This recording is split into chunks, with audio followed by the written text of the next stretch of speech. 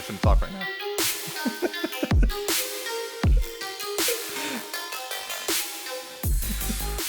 And welcome to the Ludens Query Podcast.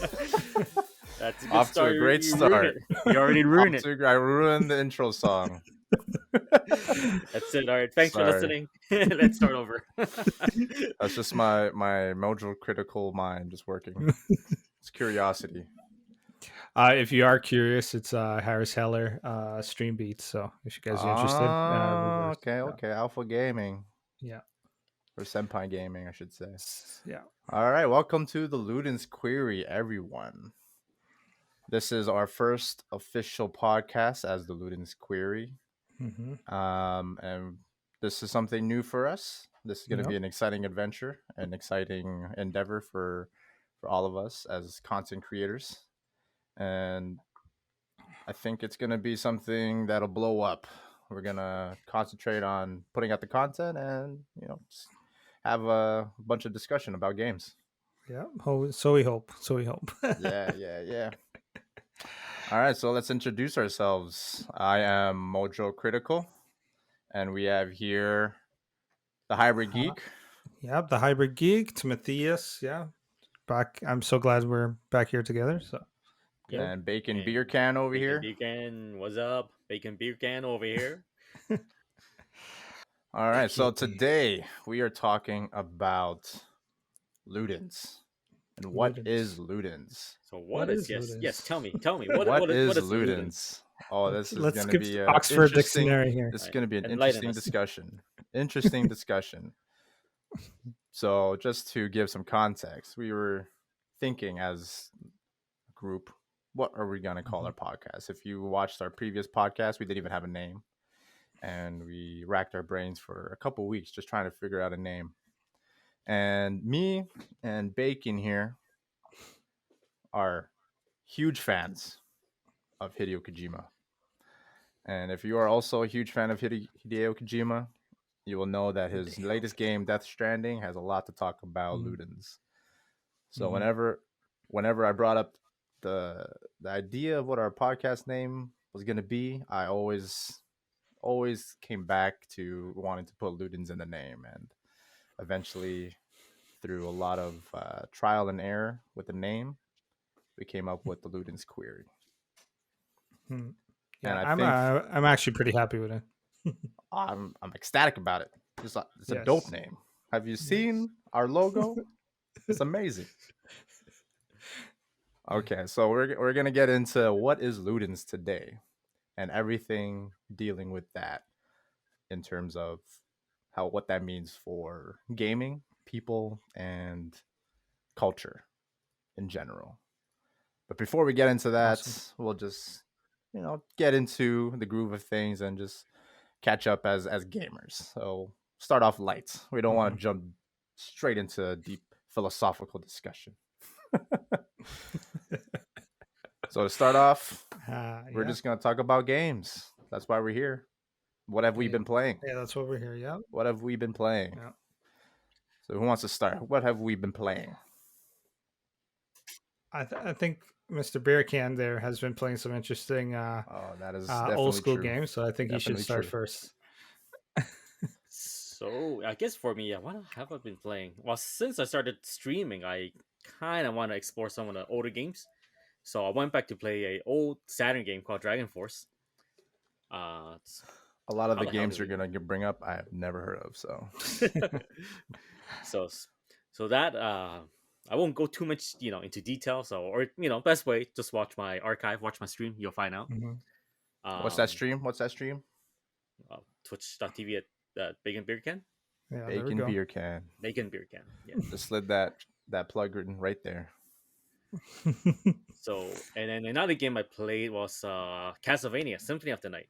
So that I've actually never played it. Okay. A few of my friends, they loved it. They always talk about that game. So I figured, okay, finally, let's give it a shot. Might be fun to play on stream. And it was a pretty cool experience because I had a few people, random people, they know the game inside and out. They pop in, gave me a lot of tips. They gave me like lores and everything. So that was a pretty fun experience. And That's awesome. then yeah, So for that, sorry to just jump in there. Castlevania. So I know there's a genre of game out there that's like Metroidvania, right? yes. So I never really fully understood what that means because I never played a Metroid game and I never played Castlevania. So can you shed some light on why those games called Metroidvania Uh, kind of follow that so type of name after so playing I guess finally? Metrovania, yeah. So well, like I played a few other like Metrovania type games. Generally they're like a 2D platform action type game, where it takes place in a gigantic map. So you just have to explore everywhere, look for not updates, upgrades, and just have to keep exploring. Lots of backtracking, running back and forth. You know, you go to this area, you get an item, you go back to the previous area to unlock a door to go to a new area. So generally, um, the maps of those games are usually gigantic. If you ever just look up a Metrovania map, it's huge. There's like just lots of rooms, lots of corridors and shit. In terms of 3D games, the closest to being a Metrovania, I would actually say it's Dark Souls, because Mm. it's one gigantic world. It's all connected, and you can just go from one area to another. It's all one seamless world, basically. And what platform are you playing this on? Uh, so Castlevania Symphony of the Night, I am playing it on the PS3, but Okay. the game itself, it's the PS1 version. It's a Japanese PS1 version. Okay. Okay.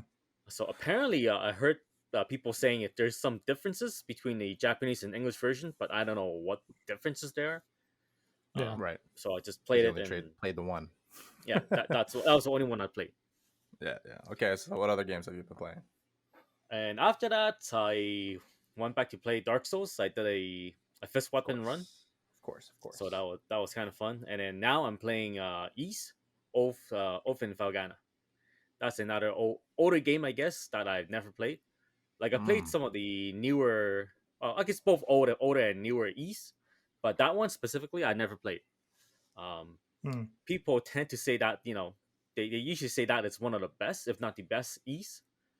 Well, in case you're Mm. wondering, East it's spelled YS, so capital Y and then small letter S. Okay.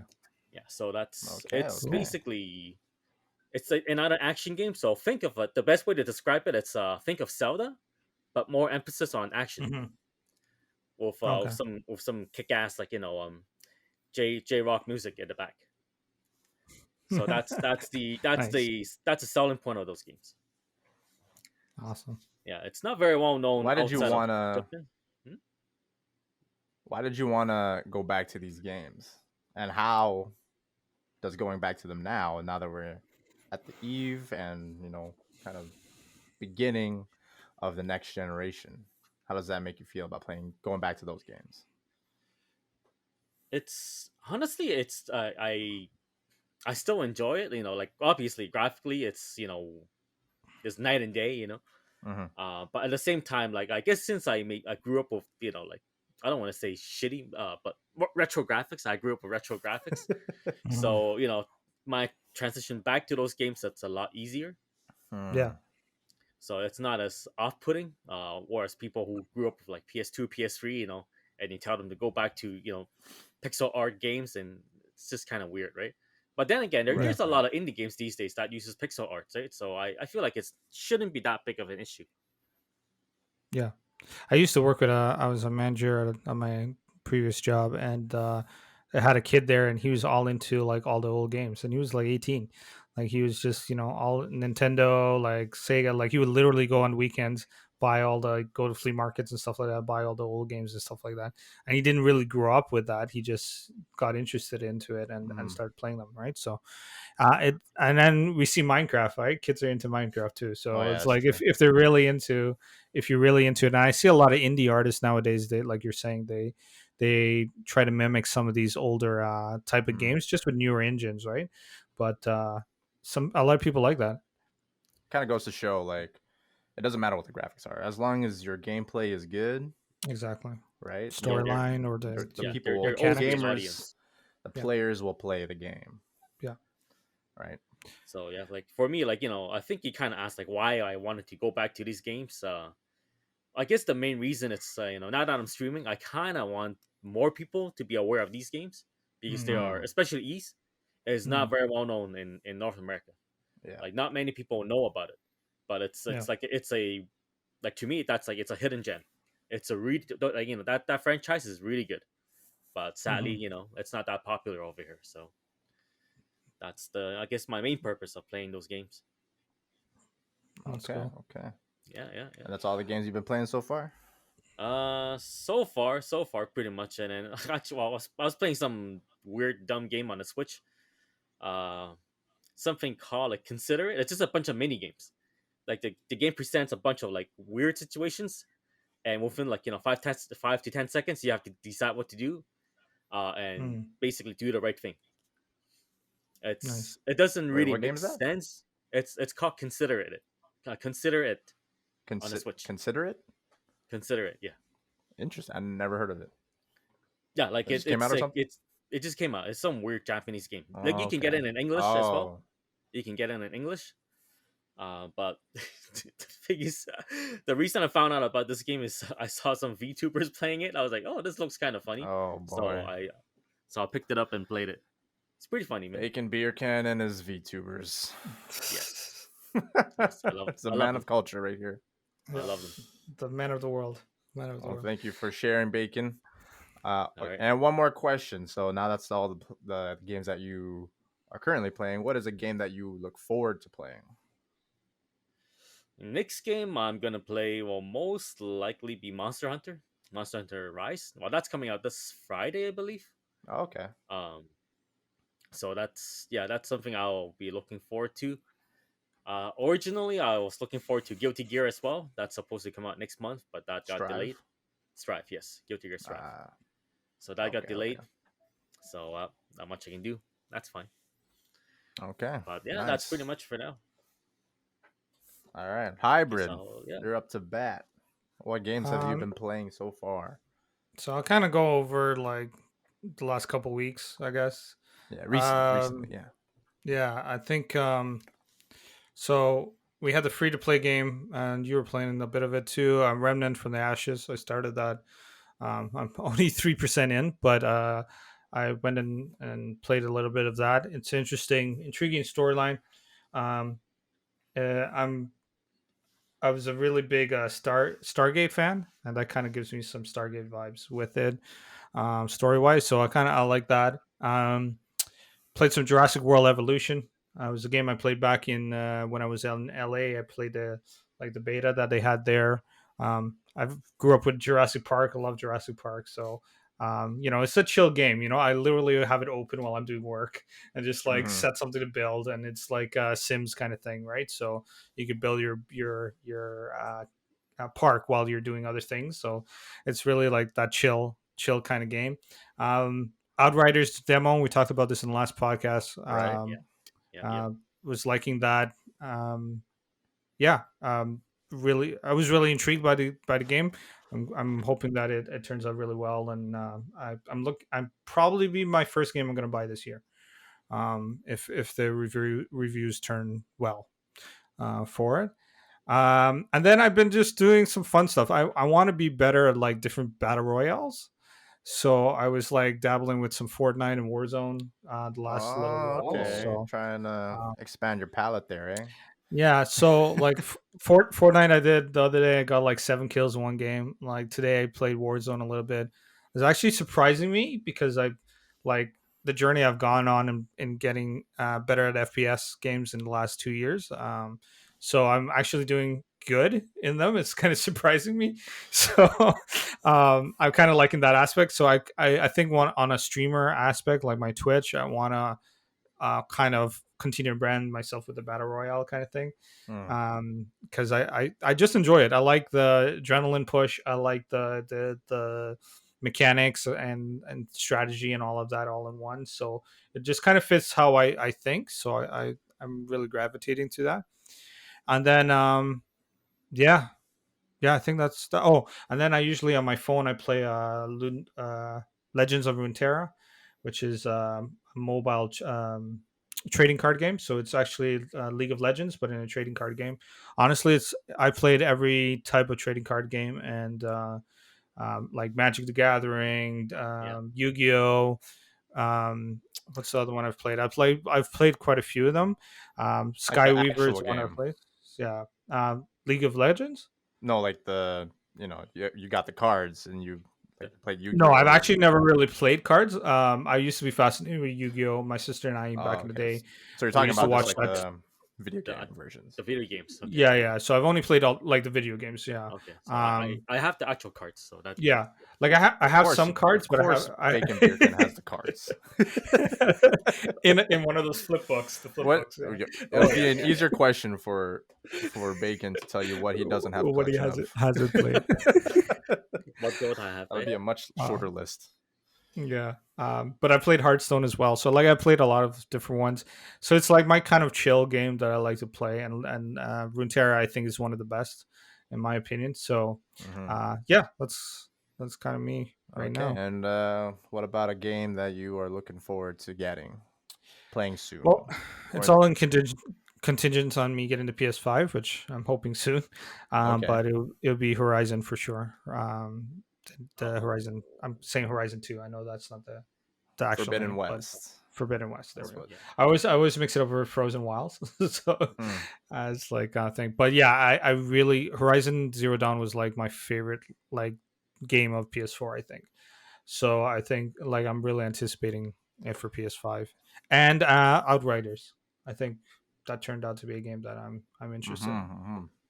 Yeah, I recently played through Horizon Zero Dawn like maybe a couple months ago or a month ago, and I just went like through the whole thing because I had never played the DLC yet. Oh, okay, Right, okay. and man, the improvements that they made on that game with the DLC alone are Yeah. very welcome in my opinion.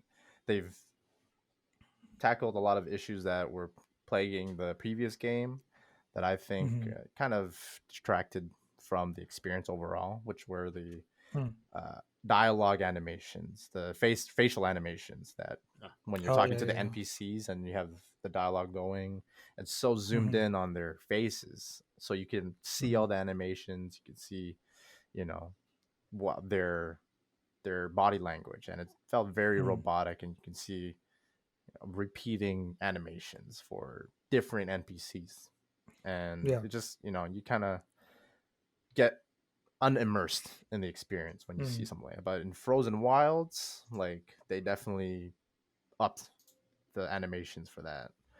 They got mo capture for just interacting with the NPC when you're talking to them, and it really immersed you even more into the experience. That on top of all the other things they added to the game, definitely recommend Frozen Wilds if you haven't played it yet. So Yeah. I've always I tried to get into Horizon Zero Dawn again like 3 previous times in the past year, and then I finally stuck last month. I think I want to do it like maybe on my stream. You should, man. Before it releases, like the second one releases, just so I can remind myself. Like I know that I remember the general gist of the story, obviously, but like the nuanced stuff. I'm sure there's stuff I missed during the first playthrough, so it'd be cool to try that again for sure. Actually, you know what? I'm gonna download that right now. It's just I have it in my library. Just do it. Yeah. It's the best way to get something done. When you think about it, just do it right away. Just do it. Yeah. And what did they say? Strike while the iron's hot. Yeah. Yeah. Good quote. So for me, what I've been playing recently, I just got into Valorant. So I started playing that yesterday. Yes, Literally yeah. yesterday I got into it. And what a different experience that is compared to the usual PvP game I've been playing, which is Apex. It's like the complete opposite experience. Because in Apex, it's a battle royale. The engagements against enemy players are so fast paced. They're strafing, you're trying to dodge their bullets while simultaneously trying to shoot them. And also like the game sense and mechanics that you have to perform to try and outplay your opponents. There's so much things going on at one time, so that causes for intense battles, intense, team versus team. Well, how do I put it? Team versus team mechanics, right? Right. But the other thing is that like it's also battle royale. It's a looter type of style as well. You drop in and you pick up the loot right off the ground, and then that's what I've Yeah. been used to for like the past 2 years for Right. PvP action. Like the only multiplayer game PvP that I've really been playing was Apex until yesterday when I finally decided to try out Valorant for the first time. hmm And man, do I have to unlearn everything that I do in Apex. Because So it's what do you very think is like the similar. main what? How's the combat style? I should say. It's very similar to Counter-Strike Yeah. or CSGO. Yeah. I don't know if you guys played it. I've Yep. barely played CSGO. So even still, like, I barely know what to do when I picked up Valorant. hmm But the main game mode is basically a search and destroy. You get the spike and you plant it at the enemy base, either A, B, or sometimes C, and then hmm the other team has to defend. So basic Okay. search and destroy. Yeah. But the game mechanics are so different from Apex because you should not be strafing at all if you want to hit your Oh, opponent. You have to really? stop. Really? Like stop, stay in one place, or else your bullets will go everywhere.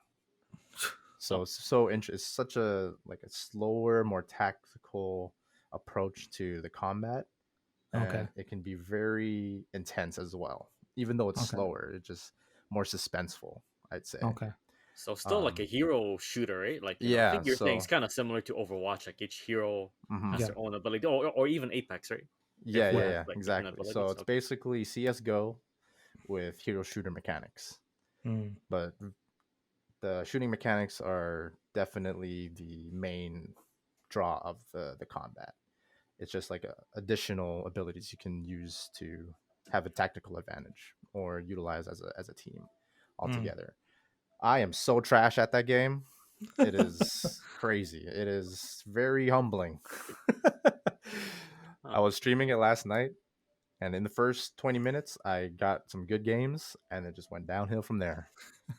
So I saw that you had a lot of good feedback though. It looks like people were helping you out and stuff. Like yeah, just like like it's actually I think as a game, it's a better yeah, game to stream for me personally yeah. as opposed to Apex.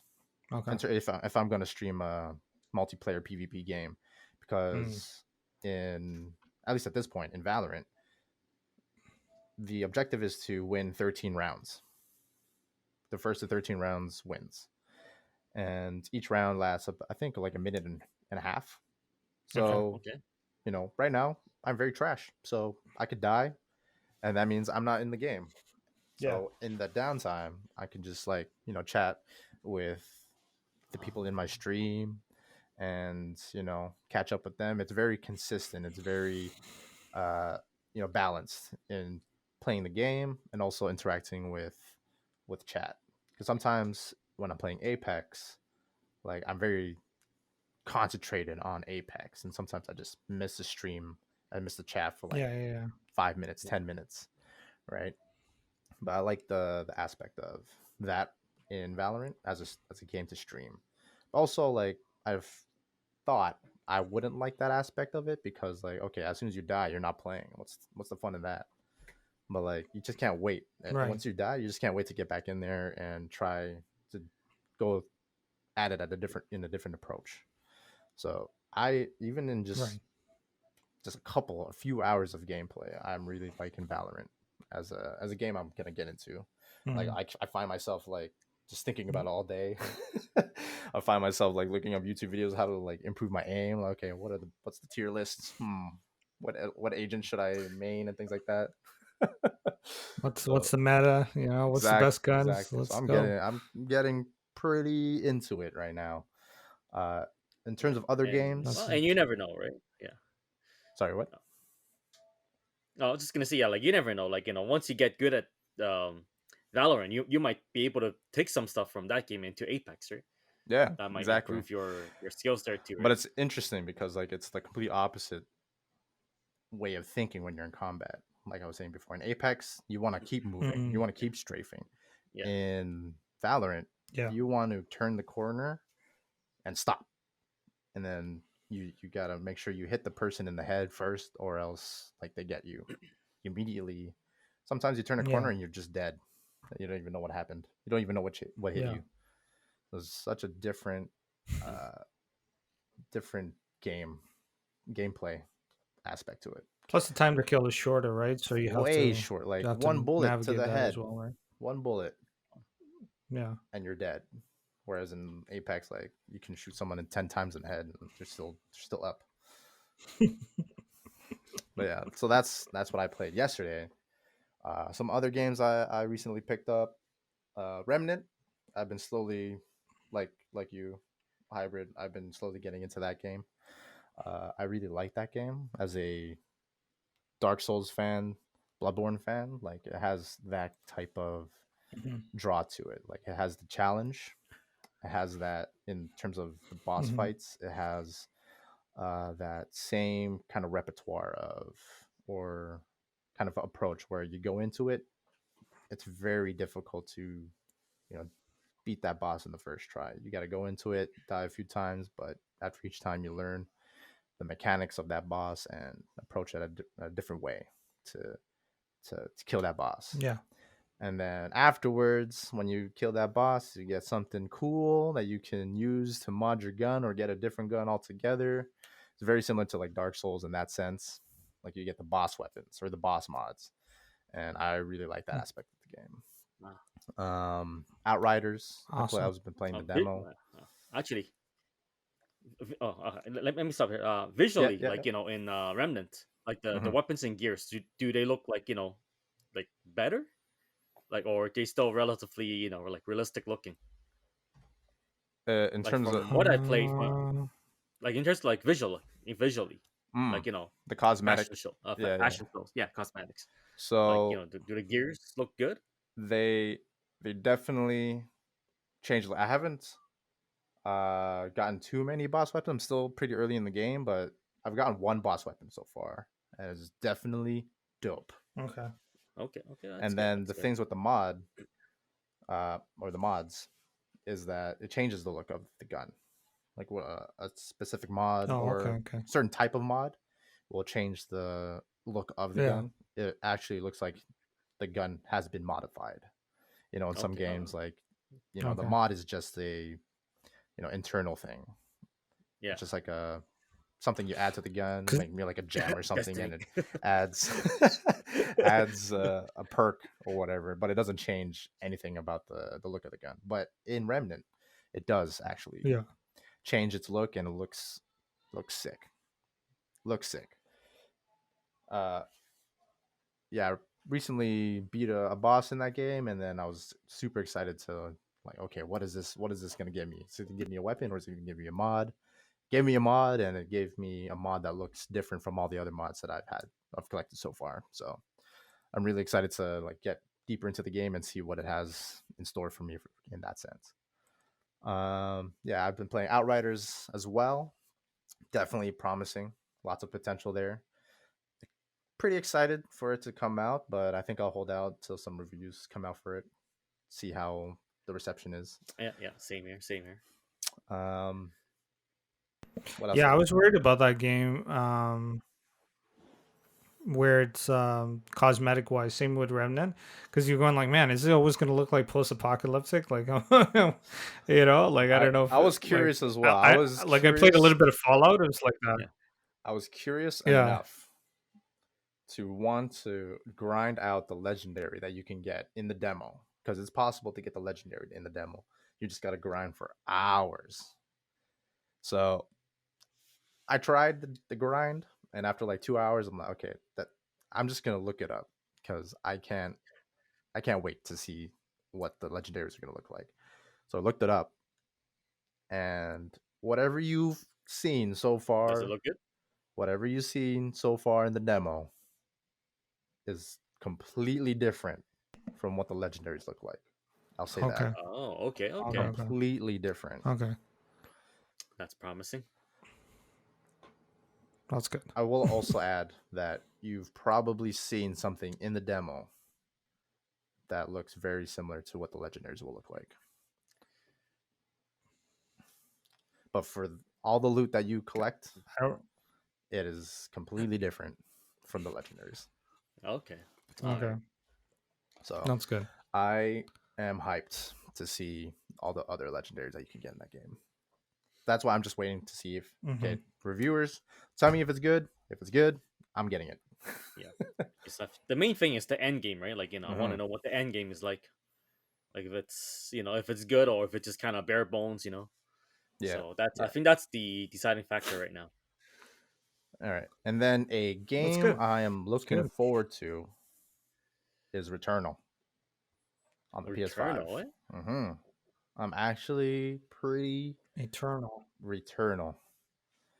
It's going to be a PS5, Returnal. PS5 exclusive. I'm pretty sure it's a PS5 exclusive. Made by Housemarque Games. And the only other games that they've made were twin stick style shooters. So I'm actually very interested to see how they incorporate their gameplay mechanics, their gameplay style into now a AAA 3D shooter.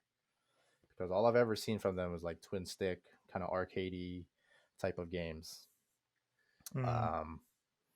And they keep dropping trailers for that game. And I'm like, I don't want to know anything about this game. This game looks mysterious. This game has a lot of mystery to it. And there seems to be a very interesting story behind it. And I am all for it. I just want to go into it. Oh, this is the one with the time not knowing anything. Okay. And I just want to just dive in and take it all in. I've seen tidbits here and there, and just like it's getting me hyped. All right, so that's all the lightweight stuff. We're getting into the heavy action here. So this whole conversation is about video games and what we've been playing and all that. And we talked about a little bit about why we chose the Ludens Query as our title. And like I said before, me and Ricky, huge Hideo Kojima fans. We're huge fans of his storytelling, of his genius, of his insanity. Oh man, his legendary status as a developer. And something that he has a vision for his company, Kojima Productions. His new studio, I guess. His new studio. His slogan is "From Sapiens to Ludens," and I was introduced to the term Ludens. I never heard of the term Ludens until 2019 when Death Stranding came out. And I'm pretty sure, like, apart from Death Stranding being one of the best experiences I've ever had in terms of a game, I'm pretty sure he made that game as also a marketing ploy for his studio, because he injected that game with so much references to Ludens and everything, just like building a world behind his own studio as well. What is Ludens and things like that. So the question I kept asking when I was playing, and I'm pretty sure whoever's going to be listening to this podcast or watching this podcast, the question that we all have is, what the hell is Ludens?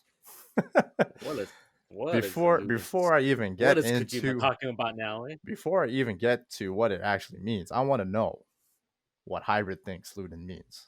I don't know if you looked up what Ludens means, because I know you haven't played Death Stranding. You haven't played too many Kojima games, and you kind of got outvoted in terms of naming this thing.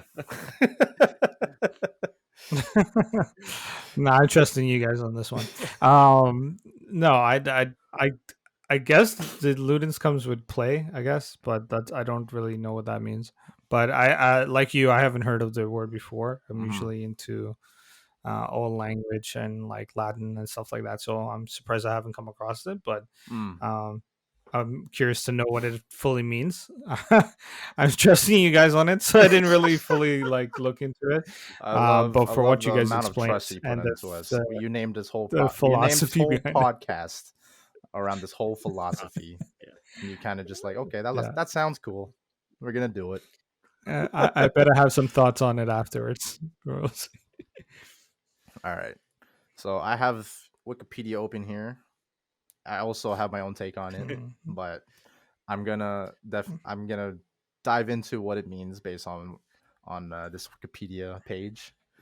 But All right. Okay. I also like I didn't suggest this name, not knowing what Ludens means. I knew some of what the definition was, Kind of. but Yeah. Like yeah. based off of what I played in Death Stranding, I also want to know what Ricky's take on Ludens is. So we got the layman's understanding of Ludens, and now we have someone that is more experienced because he played Death Stranding. You're a Kojima fan, but I don't know how much research you've done into the term.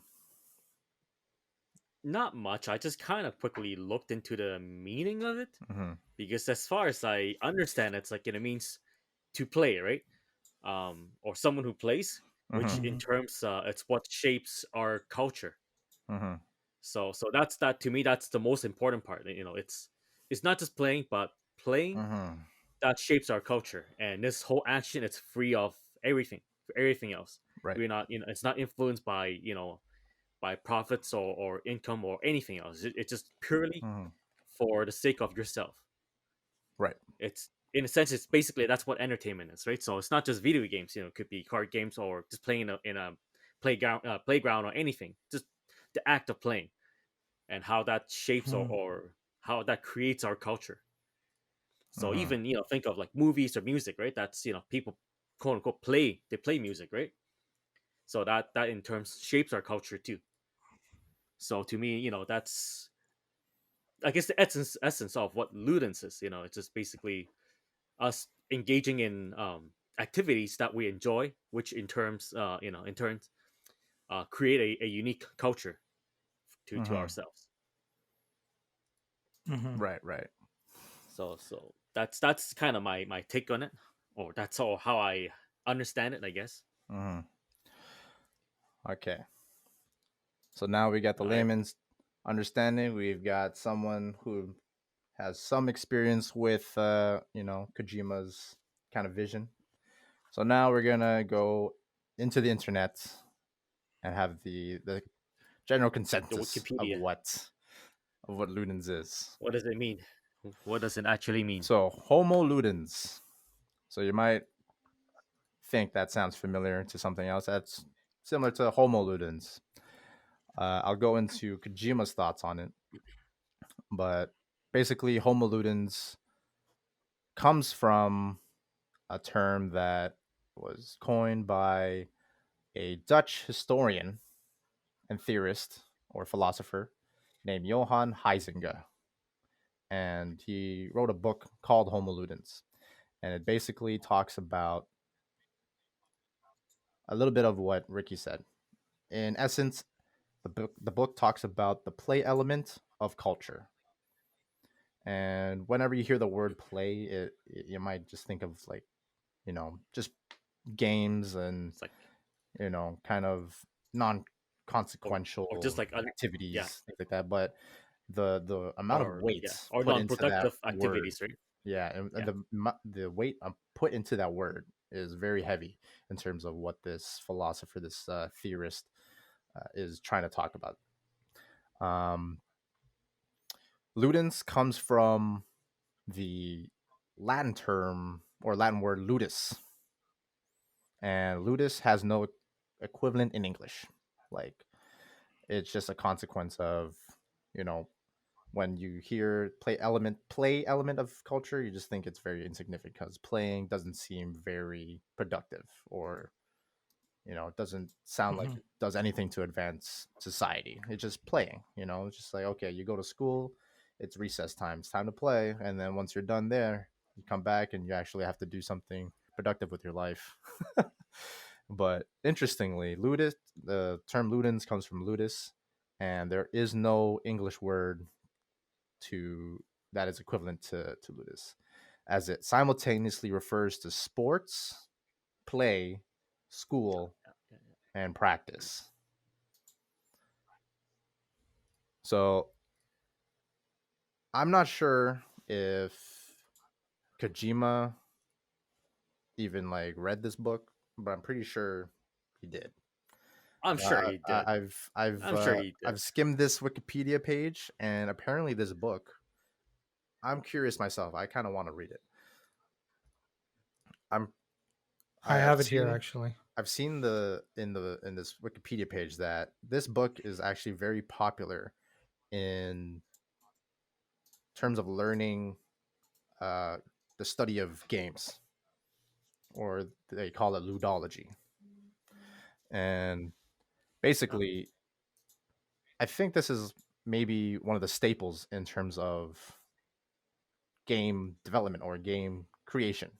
So anybody that's interested in trying to create games or make games, they read this book as, you know, one of those important what do you call it? Important texts in order to fully understand your own subject matter, right? So Homo Ludens by Johann Huizinga.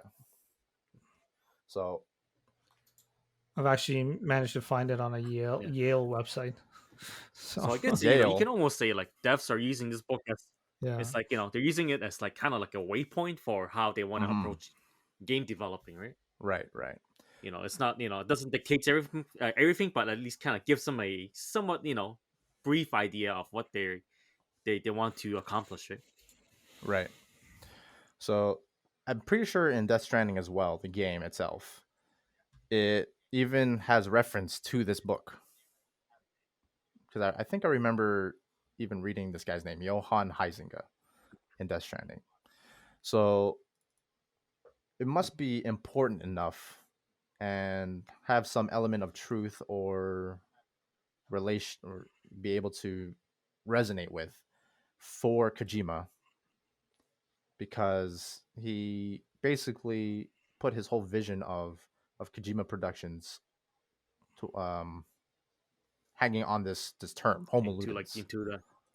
That's his whole slogan for the pretty much his slogan, his logo. It's, you know, it's supposed to be like that's supposed to be a Ludens as well. That logo, that character. Exactly. So his slogan is from Sapiens to Ludens. It's very interesting because I think what Kojima is trying to say here is that there's an evolutionary transition right now in today's society where the people that play games are the ones that are going to shape the future. And it goes back to what I was saying about Death Stranding being a marketing strategy for his whole production and even his whole vision. Because you hear these taglines or these catchphrases from the game, like "Tomorrow is in your hands," right? And Sapiens to Ludens and things like that. So he's definitely trying to paint a picture of players of games being an important part in shaping culture, and shaping society, and shaping community. And for me, that definitely resonates a lot with me as a player of video games. As me as a gamer, as a person that is enthusiastic about the gaming industry. What are your takes on this so far? What are you guys' takes on what I've just said in terms of Homo Ludens? Yeah, well, more or less. Yeah, it's more or less kind of how I understand it. Like, well, I guess like you said, I did play Death Stranding, and so I don't want to say I'm familiar with the term, but at least I'm aware of it, right? Yeah.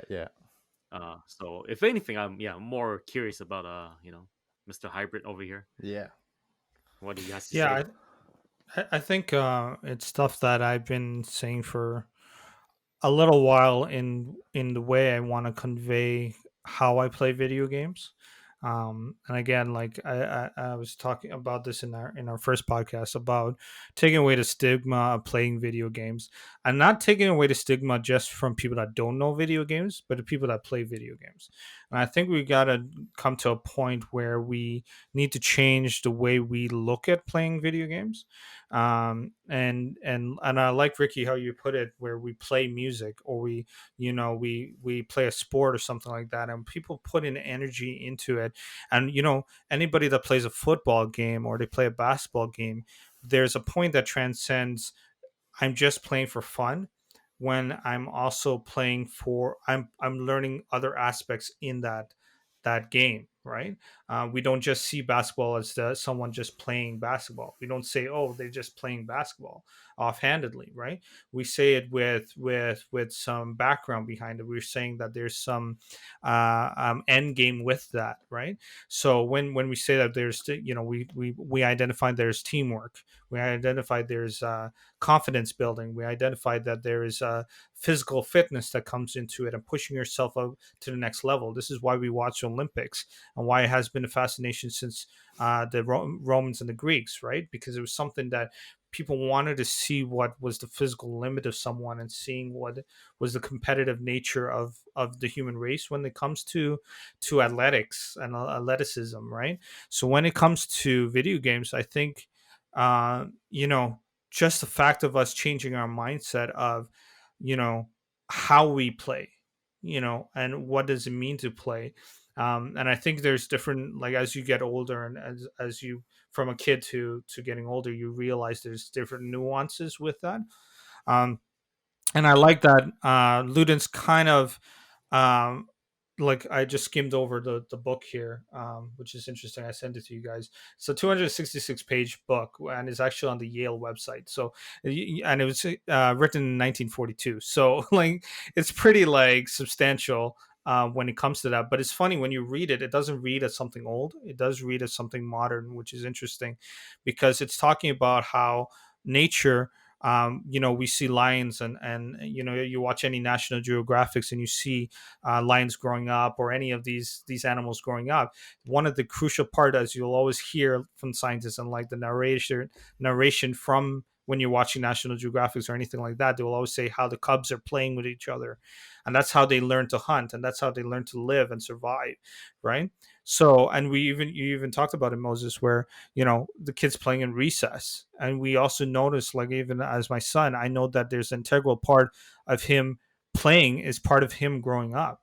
And if I do a disservice to him if I'm always just teaching him chores, or I'm always teaching him work, or always teaching him like to count or do whatever, I'm doing him a disservice, because that doesn't it's almost like when you play, you end up learning street smart skills out of it, right? Like, it's Hmm. you learn other aspects that are not just from academics, if you will. So I think it's on the right track when we're looking at the trend of where video game industry is going, and where we're growing as a people, and it kind of leads to what we were talking about last week about gamer identity, and shifting that terminology to say that anyone can play.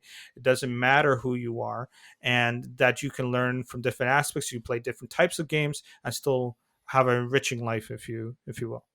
Absolutely. So going back to the original question, what is Ludens? It's basically a player, a Yeah. Player. player in the game of life. That's basically what it Yeah. is. Homo Ludens, like Homo sapiens, is like the wise man, or the reasonable Hmm. man, or something like that.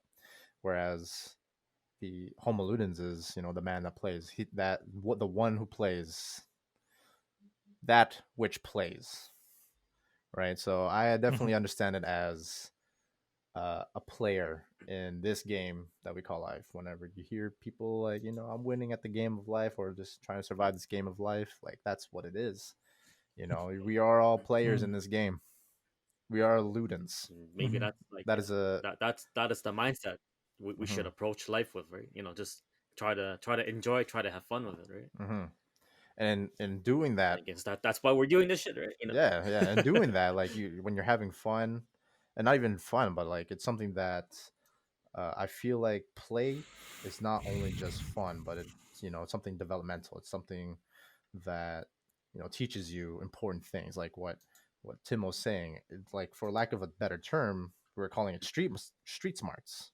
Like, I don't know what a better, more scientific Mhm. term for it would be, but definitely play would be teaching people street smarts. Like, my wife and I were Mhm. always arguing who's smarter than who. It was like, oh, I'm smarter than you, but like, I always, like, she always says, like, you're more smart in like everything else that's not you, educational. And I'm like, that's because I'm a Academics. Luden. I'm a Luden. She's a Homosapien meets Luden. So I guess when we're talking about Ludens, and with our podcast now talking being Ludens Query, our previous podcast we're talking about gamer.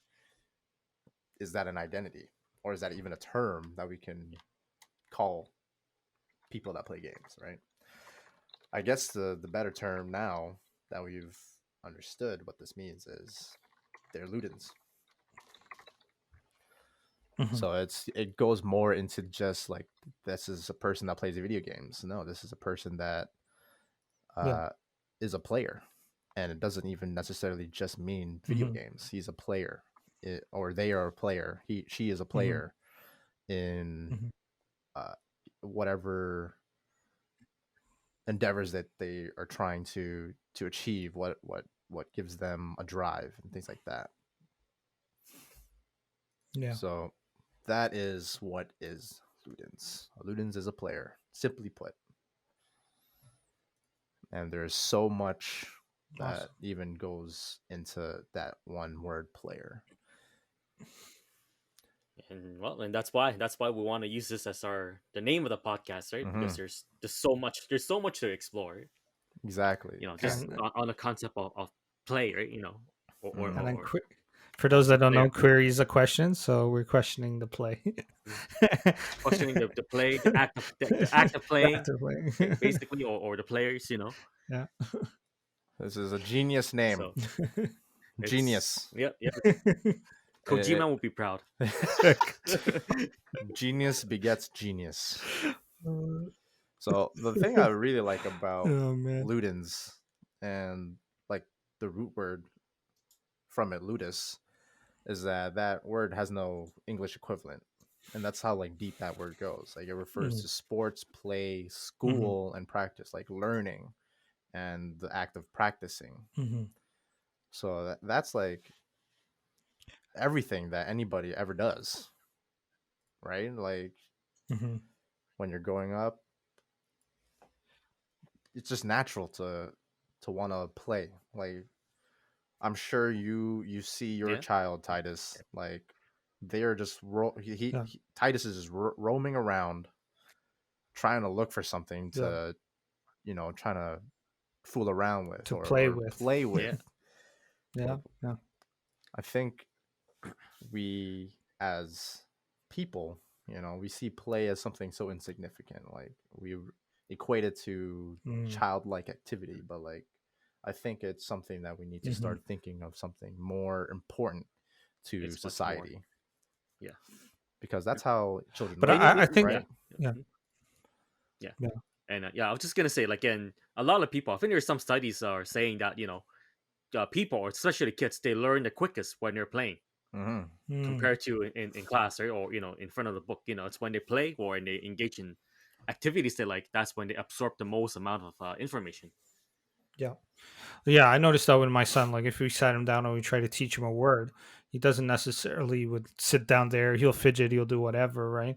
But if he's playing with his cousin, or if he's playing by himself and he's learning, like he's learning through play, whether he's playing with his cars or he's learning to, watching a show, or like doing stuff on the tablet, whatever, he's able to communicate that afterwards, right? More so than us trying to sit down there and say, hey, say light. Like, he likes light switches now, so he's going like, the light, it's like, and it's not something like, we're saying sit down here and learn the word light. He just knows that, hey, the lights is something cool to play with, so he wants to turn it on and off, and he learned the word through that process, right?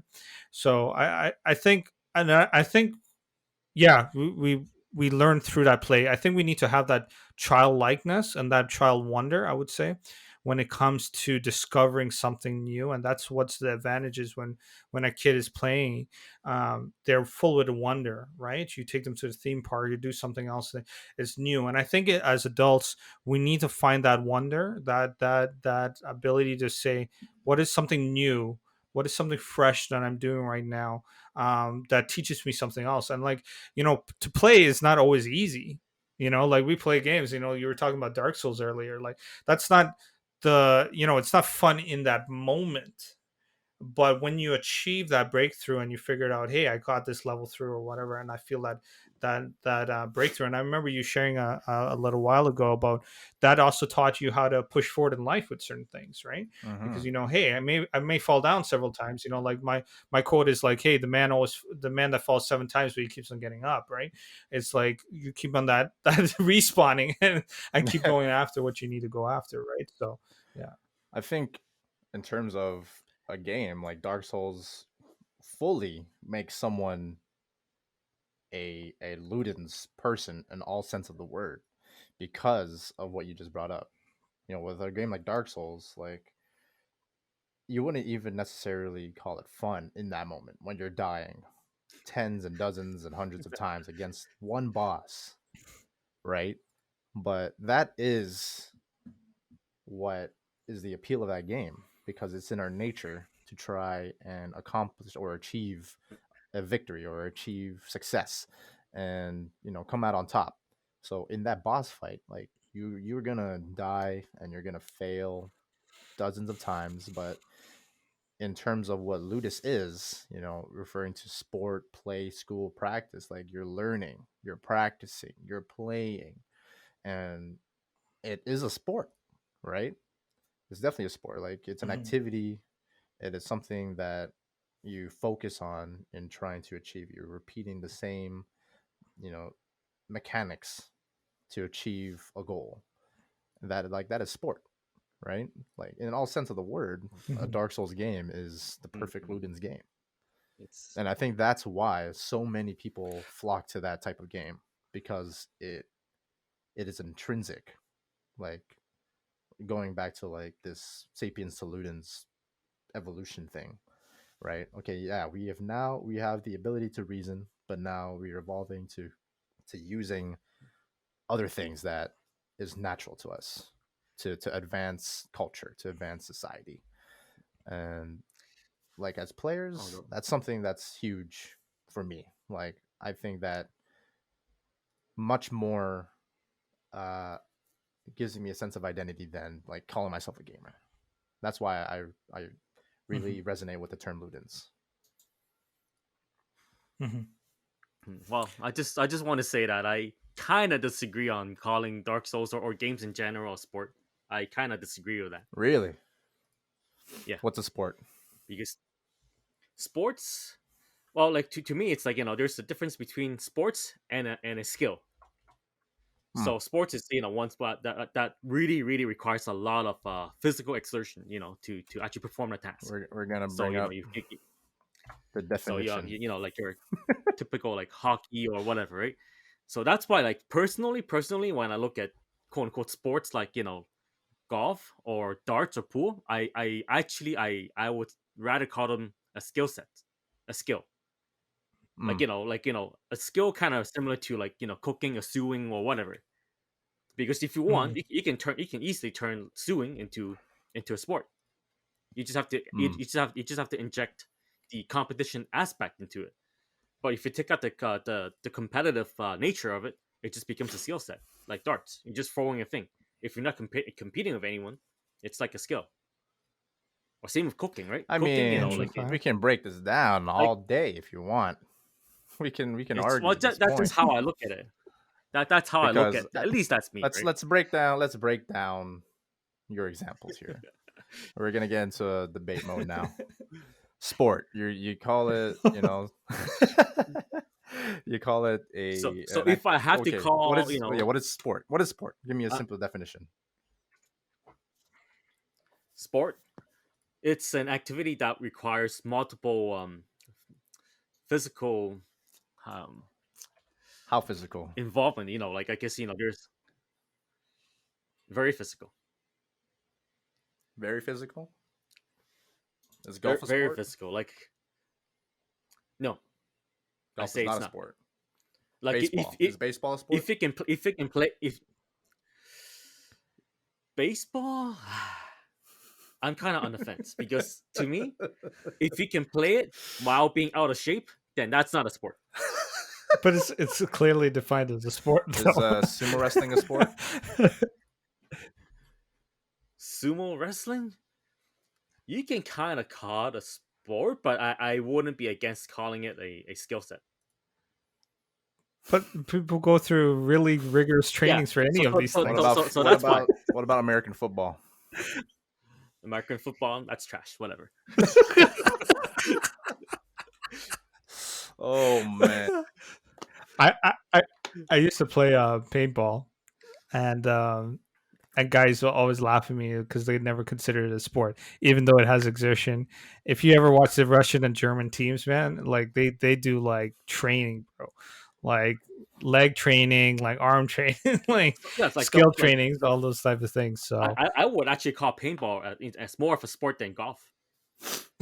but you got to walk 18 holes. Well, you don't have to walk, but like the arm, like They have freaking carts, and they have their little lackeys carrying their clubs, man.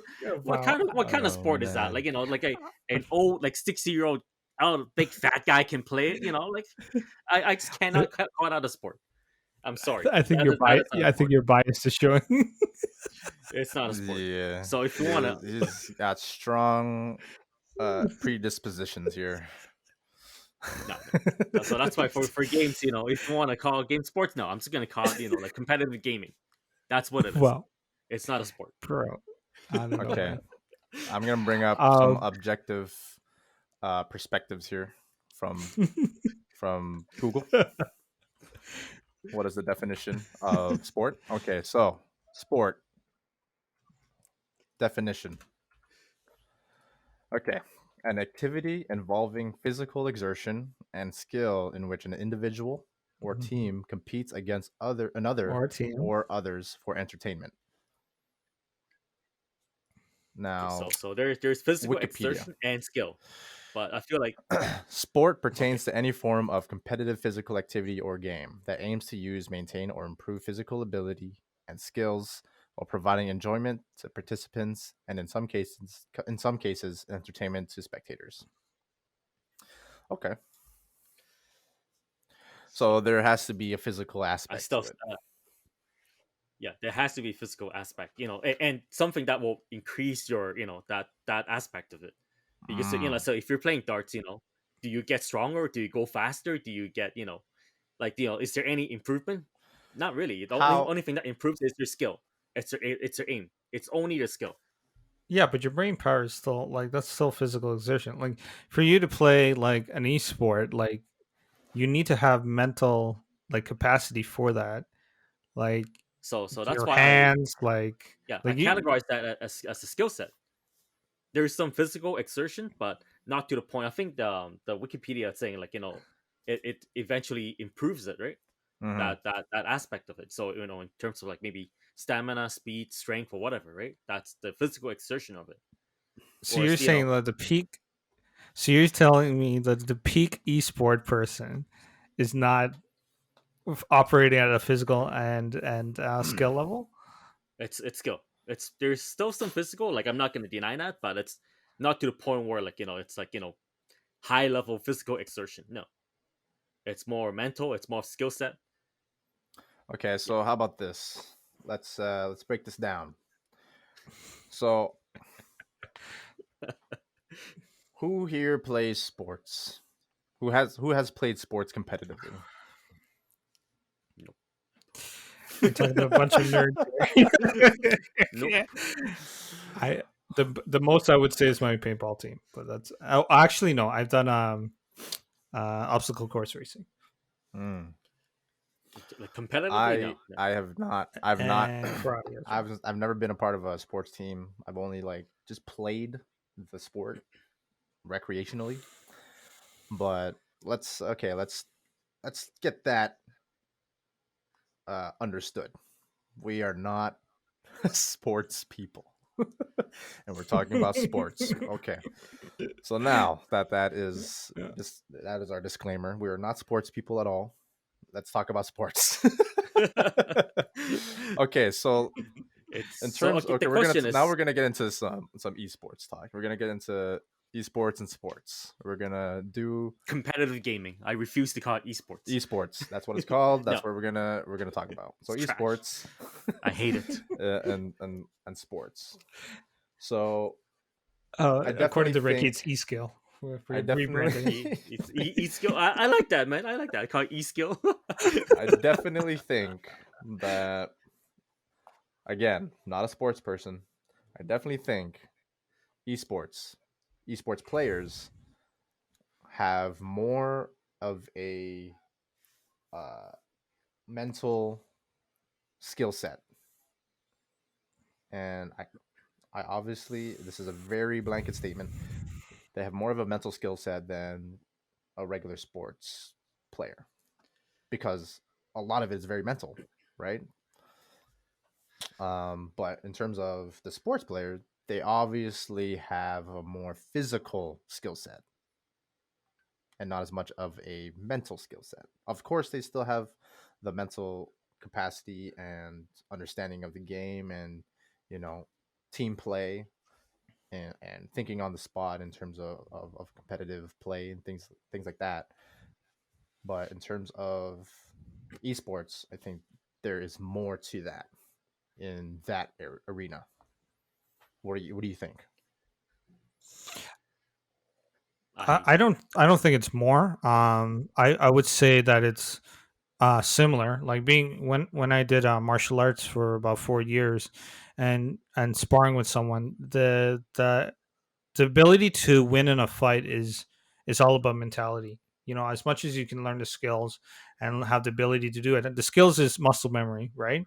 But at the end of the day, your mental, like the way you approach the situation is mental as well, right?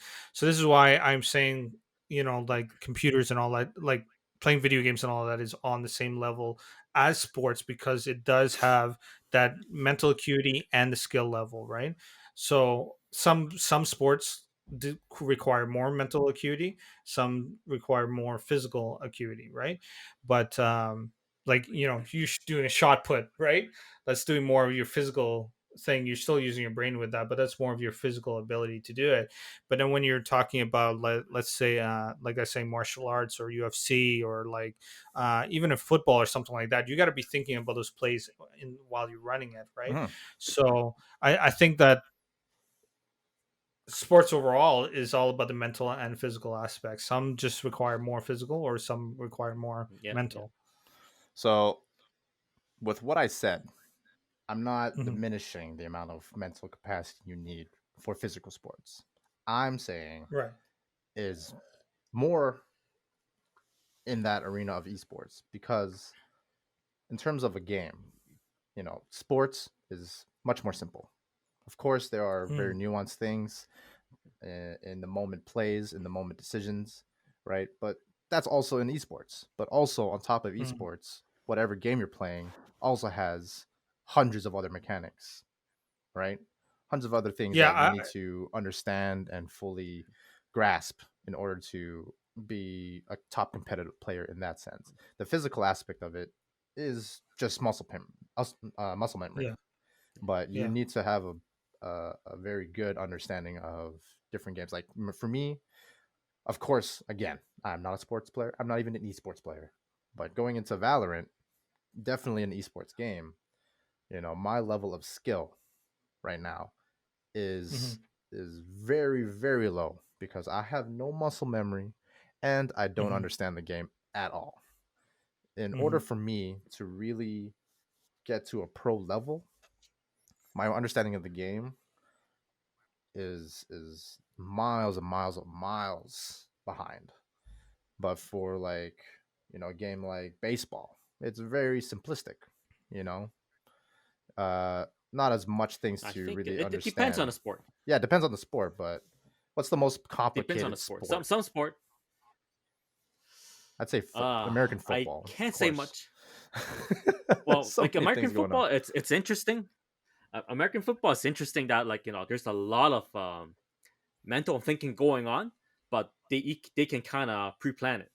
Hmm. Like True. they'll set a play and then they'll play it. So it's kind of like have you guys played like Baldur's Gate and those old PC games, like those No. old D&D? Okay, so those are like RPG games, but you can the gimmick of those games is that you can pause the game at any point, then plan out an action, execute it, then Mm, unpause, and things mhm. happen.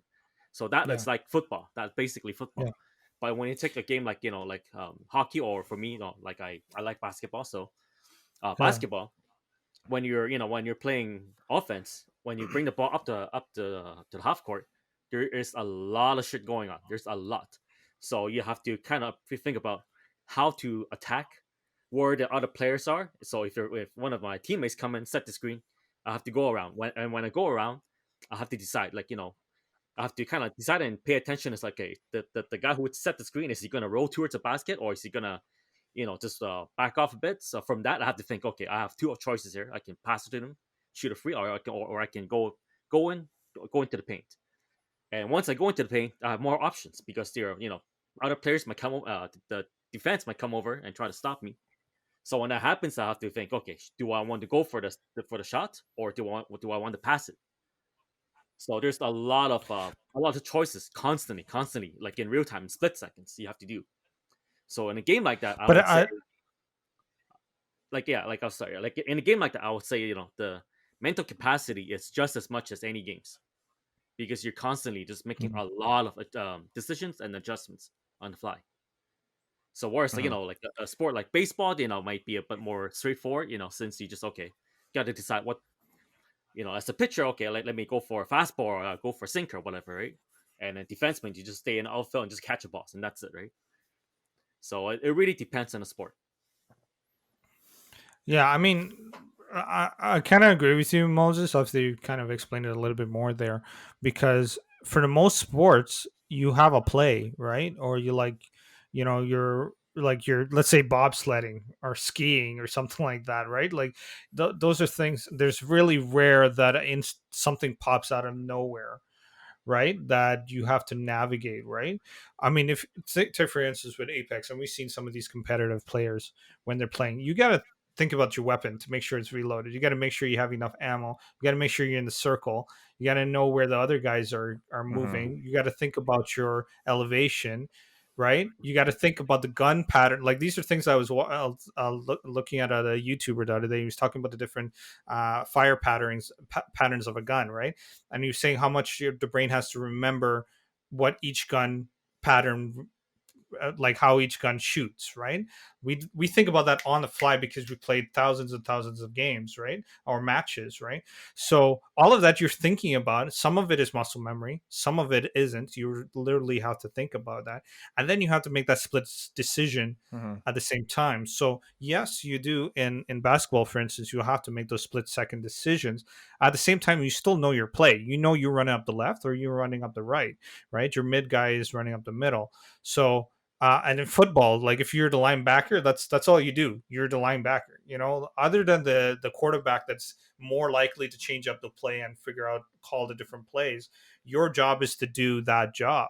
So, and there's obviously different games that do that. Obviously, where but at a high level, usually with esports and things like that, you're thinking about a lot more things in a minute than I would say in majority of sports, Yeah, yeah, right? yeah. I can agree Right? with Yeah, that. Yeah, yeah. that's the reason why I said is because when you turn talking about the type of game, whether it be esports or sports, esports is gonna be so much more complicated because of everything that Timmel said, and even more for different types of games. Like for you, Ricky, as a fighting game enthusiast, right? There's so many things going on behind the actual fighting of the game to really understand, to get an upper or the upper hand in a fighting game, right? Like iframes and reversals, counters, and different whatever mechanics ends to that specific game, and it's going to be different in another game, right? And in terms of sports, relatively speaking, it is a more simplistic game in terms of the mechanics. What Tim was saying It's true. is It's true. the game sense, and of course a pro player has very, very high game sense, and I think that's the that mental capacity, the mental skill, when you have a very proficient understanding of game sense. And basically those split second decisions that you're making in whatever play that you're doing, it comes from habitual game sense. Like it just comes naturally now, instead of having to really think about what you're going to do. You're already doing it because of you have that understanding of it. And then the physical aspect of it is just muscle memory. But even so, like in games like Apex, there's so many controls. Like, and I don't think that's a physical aspect. That's still another mental thing. Like with basketball, of course, you have your muscle memory as well. But from a layman's point of view, you're just dribbling, you're just shooting your ball, you're just passing. There's basically like 3 controls. Yeah. So this actually kind of leads me to our next topic, because we're talking. I guess our next topic is talking about esports, right? Yep. Like how we've already segued into it. Yeah. So kind of how do we make esports bigger than it is, right? Yeah. So here's the thing: we talk about how simple or simpler regular sports is, and to me, I think that's the main reason why has a bigger appeal to the general public, because it's easy to understand. When you watch, football, or soccer, for you Americans out there. So basically, all you have to know is you kick the ball up, shoot it in the goal, and that itself is really exciting. Or hockey or basketball, shoot the ball into the goal, and that's it. It's nice and simple. Everyone can pick it up and enjoy it within 10 minutes. And now we're looking at esports, looking at games. As we were saying, there's so many mechanics for a casual viewer who has never played it. When I try to watch it, that shit probably makes no sense. This is coming from personal experience. Like, I tried watching MOBAs, league or whatever, right? There's a big tournament. I never played the game, so I'll try to watch it. I watch it for 30 minutes. I still don't have a clue as to what's going on. I'm thinking like, how is this fun? Like, I'm not having fun watching this. So I think that's like, the biggest obstacle esports has to become legit mainstream, because it's not casual friendly. Like, if you've never played it, you won't even begin to enjoy it. That's kind of the problem. Like, there are other genres that are a bit easier on the eye, so to speak. Like shooters. You see people running around, gunning down people, they die. Okay, that's simple enough, right? Or fighting games. There's 2 guys on the screen. There's the life bar. Whoever loses his life first dies. Okay, simple enough. But for the biggest genre, MOBAs, right? Or even back then RTS. It's just if you tell like your mom who's never played games to watch this, they'll be just like, what is going on? What are they doing? Who is controlling who? Craziness. Yeah, it makes no sense, right? So it's just like that's something they have to consider. I feel like if they want to truly make it into the next big mainstream media, is how do we present these games so that it's enjoyable for the casual viewers? Well, I think the majority of the esports titles do have an easier grasp of what the main goal is. Like you said, for regular sports, soccer, basketball, hockey, just get the object into the place we call the goal. Yeah, and that's it. Right? And that's, very central to a lot of sports. Just get your team to the other side and score a goal. I think once a person understands that aspect of whatever esports game, like whatever the goal is, everything will kind of be pieced together. Like, I've also never watched or played MOBAs, like League of Legends and things like that, so I don't even know what the main goal is. Just should So try it next time. See if you can understand what's going on within 20 minutes. If they Right. My cannot do that, my sister, there's yeah, a problem. my so sister tried to teach me League of Legends. I couldn't get it. so the It's thing like- that's the thing about esports. Like I know MOBAs are very huge in esports, but esports is expanding and we have other titles going into it. Like Yeah. I would say that League of Legends would be, I guess, equivalent to I don't know, American football, because American football to me is very hard to follow because like Yeah, okay, they're there's so barely many. even doing anything and most of the time I'm just watching them line up and then we got like 5 seconds of play and then like I don't even know what happened. But There's like a lot. I do know that their goal is to get to the other side. Yeah. But yeah, it's like if anything, I would actually compare like MOBAs to baseball. Mm. I feel Mm. like that's a better Yeah. comparison.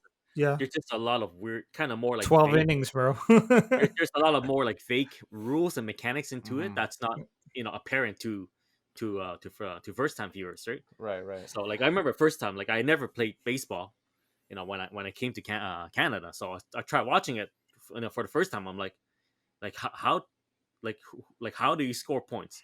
Who scored the Mm. points? Mhm. Is the pitcher scoring the points, or is like I have no idea what's going on. It just makes absolutely no sense. It's stupid to the point it's like I'll actually call it stupid.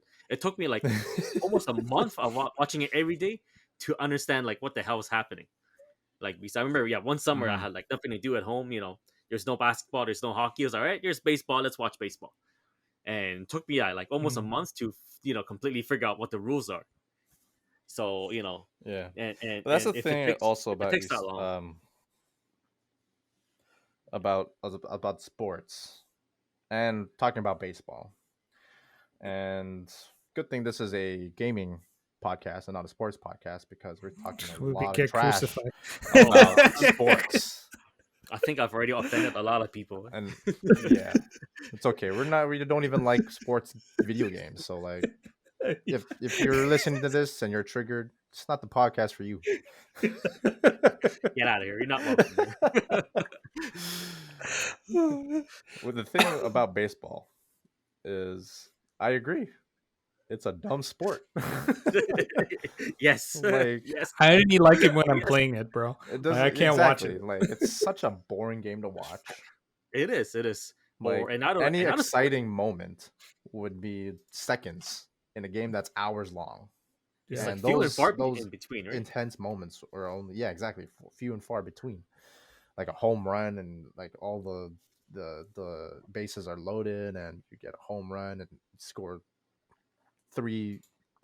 I don't even know what to call 3 home runs. Three Four home points. runs. Because I think the max is 4 points. So you have 3 4 guys on points. base Yeah. and a batter, right? Exactly. Like, yeah, it's just not even fun to watch. I think it's because it's supposed to be viewed live. It's supposed to be in the stadium for that. Not even, man. Not No, even. bro. I've been there man. twice. It's I- not yeah. any more interesting. Yeah. I watched it twice, once or twice live, and man, No, it- for it some is reason they don't have a replay camera. All their Mm. screens that they have has nothing to do with replays at all, so you can't even see what's going on. So Oh, when man. something happens, like a home run happens, all you hear is the crack, and you go like, we weren't even that far away from like the home base, and you didn't even see what happened. Like the ball moves at like what 80 miles an hour or something like that. It's like you don't even see what happens. So yeah, that's the thing. Like, I don't know. Yeah, If like baseball can be a or- sport, esports is a thing. But yeah, that's the thing, right? Like, and another sport. Actually, I have played one sport. I joined a team back in high school, a sports team, curling. yeah. I joined it. Like me and my buddies were out of If as a joke, curling we're like is a sport, esports is a sport. that's why curling. No, even though I joined a team, it's not a sport. Fuck it. But Wow. but yeah, like like playing it is fun. Playing it, it's I had fun. Yeah. But watching it, hell no. I have more fun watching curling than I do baseball. I'll tell you that. Oh yeah. Yes, I Oh, agree. yeah. I agree with that. I agree with that. It's just funny watching those guys like going like whoa. we did that too, man. When back in high school, we had to do that too, which is kind of fun. Mhm. Um, But but I would say enough with the bashing of real sports. But Really? I Okay. would say one of the things too, like for my wife that doesn't really play video games, when we're at DreamHack and we're seeing what's the game called now, Rocket League, Yeah, and because it's based off of football, soccer, right? Like, it's easy to get, and like yeah. people are just cheering. Like you understand what's going on. I think Cloud9 was facing off against one of the other teams, and it was just the atmosphere was electric. You're just watching it; and it was pretty cool. You know what's going on, and she was getting hype about it. Like sometimes when we watch Apex tournaments, she gets hype about it too. Like it's Hmm. not like and for a person that doesn't really play video games, right? I remember the first time I saw a Counter Strike tournament at EGLX, and I figured out quickly who was like the underdog, and I started rooting for them. They Mm. turned out like you play like 16 rounds, and then like that's like they do halftime, and then they play another 16 rounds. So in the first half, like they lost, like they were losing like 4-16 or something, like 4 to what was it, 10 or something like that, right? 4-12, and then the next half they end up like coming around and like beating the other guys, and it was like cool. Like it was just like you got excited about it. And I think if people just understand the mechanics and everything, just like any other sport. Now I talked about this in our last podcast, but I truly believe, and uh, if someone was to able to have a game plan on how to roll this out and how to throw money at it, I think that esports would be the next NBA. Like if some organization were to invest enough money, have the structuring, have the I would say the professionalism behind it, because in my opinion, that's what's missing. Um, it can eclipse any of our physical sports that we're doing, Oh yeah, because you I can agree. literally, especially with COVID now, like with the pandemic and all that stuff, you literally can have thousands, millions of people watching a sport, and everybody's at the comfort of their own homes, right? So it's I think it's getting there. I think it's going to take a few more years, but someone's going to figure it out, and it's that's when it clicks. It's going to be the next big thing.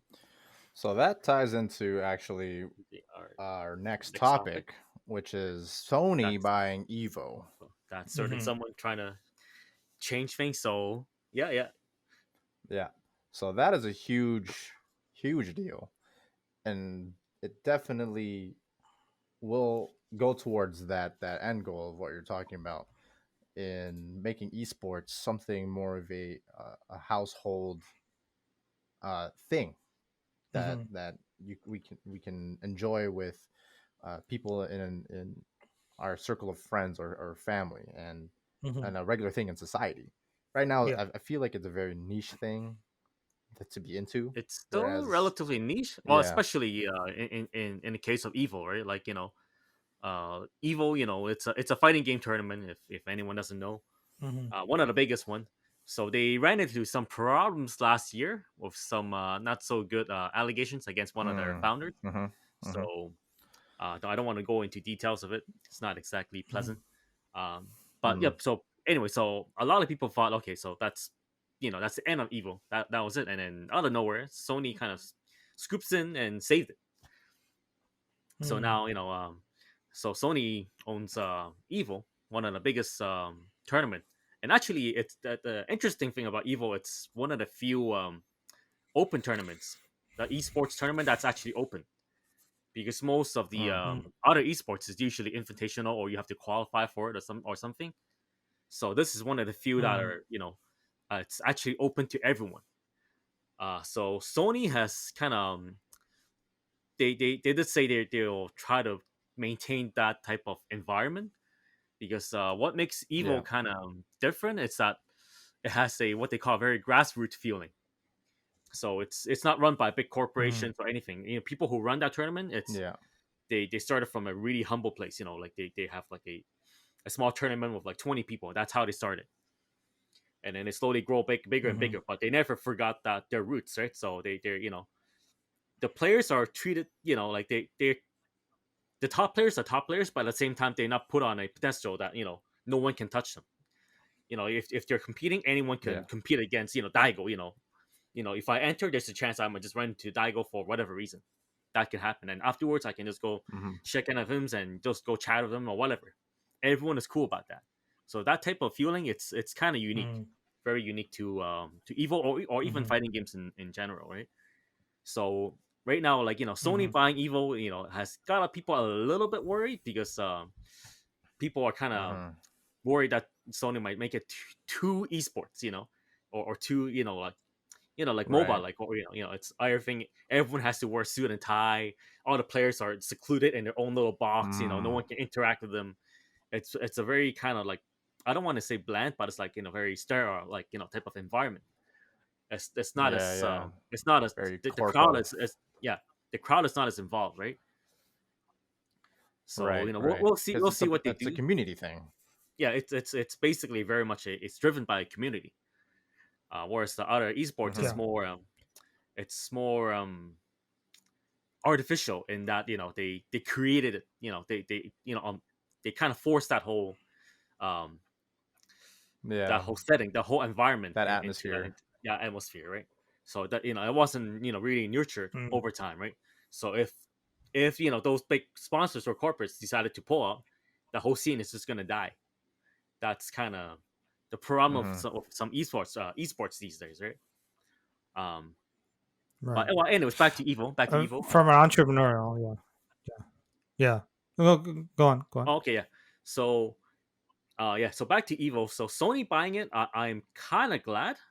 Obviously, because the Evo will still be a thing. It won't die out. But more importantly, even though they said they'll try to keep the grassroots atmosphere going on, keep that going, they can probably give them a different perspective on where to take Evo next. Because I think I mentioned it to you, Mojo, earlier, that Evo as a tournament has kind of stagnated in the past few years. They went from like a hotel hall to like the Mandalay Bay Arena, whatever. So they upped the production value, but that was back in 2015, 2016, and since then to now, not much has changed.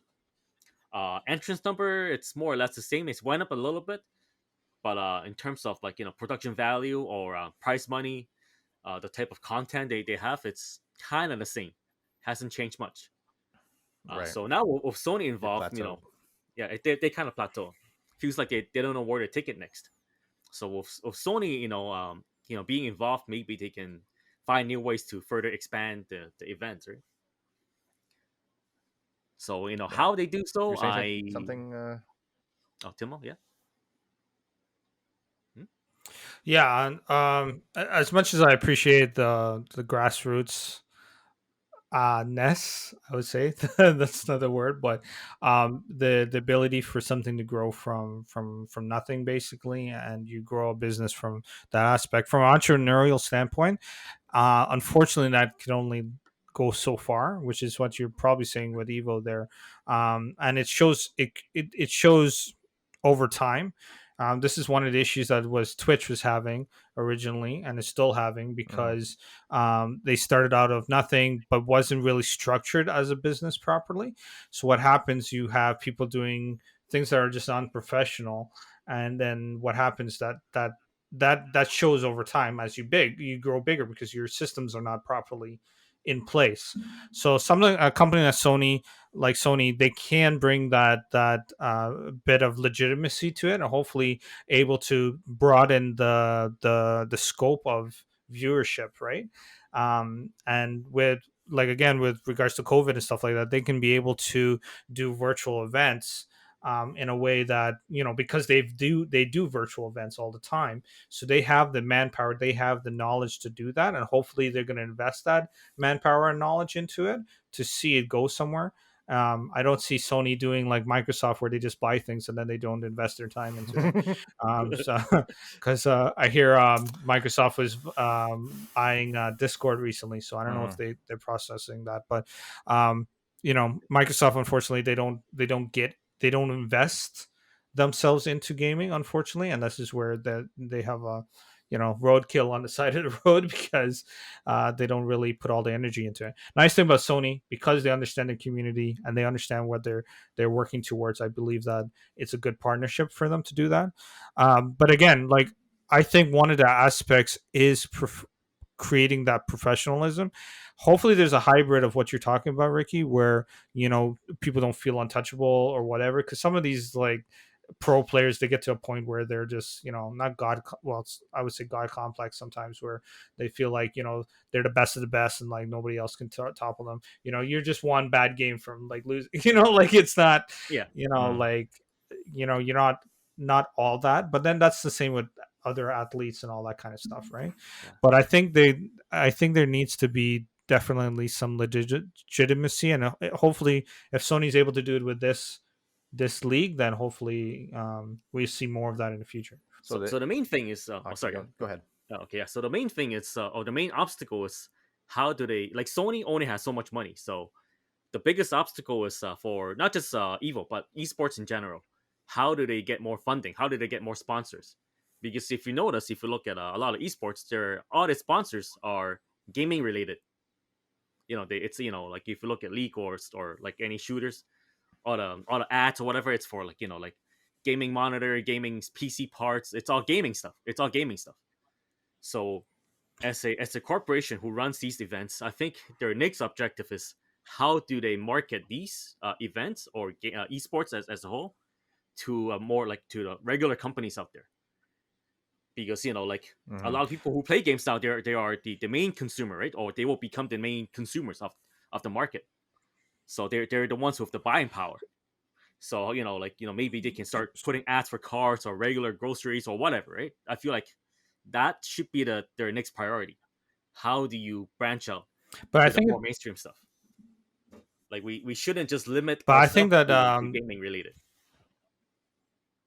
yeah, exactly. But I think the only way to do that would be to do the things that are not typically uh, gamer related. So pushing Madden, pushing FIFA, pushing 2K, these type of ones that have a broader audience, that are not necessarily quote unquote the gaming types, because then that way you can do that promotion a lot farther, right? I watch UFC, and UFC has gotten to the point where they literally can advertise a UFC game, their game in their ads, and that's a legitimate ad on there. And I think what we need to do is do the reverse now, where you can have the regular type of ads that you would typically see in a sports facility or a sports dome or whatever inside video game, right? Yeah, Why wouldn't you have people paying for ads and it shows on the paint in a basketball game or the backboards on the games, right? yeah. It So can be done, that's right? kind of what I'm So saying. There's yeah. no reason why we can't have, like like I said, let's say Toyota. Why can't we get a Yeah. Toyota to put an ad into a gaming event, have them Mhm. sponsor it? Yeah. Because and to convince Toyota, maybe you can tell them, like like, look, everyone here's over 20. They're gonna be the next consumer. They're gonna be the people buying your products. Mhm. Invest into Mhm. this. So Yeah. that's the next step they should take. Yeah. So my take on Sony buying Evo, and jumping on everything that you guys been talking about, like where do we go from here, and how does it change? I'm talking specifically about Evo, like Sony buying it, and talking about that grassroots, and what's the evolution of Evo? Let's see, the evolution of Evo, going from there, and not trying to lose that grassroots feeling, but also has to evolve from there. Mhm. So the thing with Sony so far, from what I've been seeing, and again, this is my take on it, my opinion, and what Sony's been doing so far in terms of gaming is, I think, a very good balance of what that grassroots feeling is, like community, and also, uh, you know, that production, that also business mindset, because you still need that Yeah. in order to Mhm. be successful. And it's a healthy balance. It's not okay, we're just gonna try to do a money grab here and we're just gonna pump money Mhm. into it. They also have a good understanding of the gaming community, and I Mhm. see that in their release of PS5 and their production of PS5 and development of PS5, because Or everything even leading their up to the first party games PS5, in general, right? just everything in terms of Yeah. of PlayStation, of Sony Interactive Entertainment.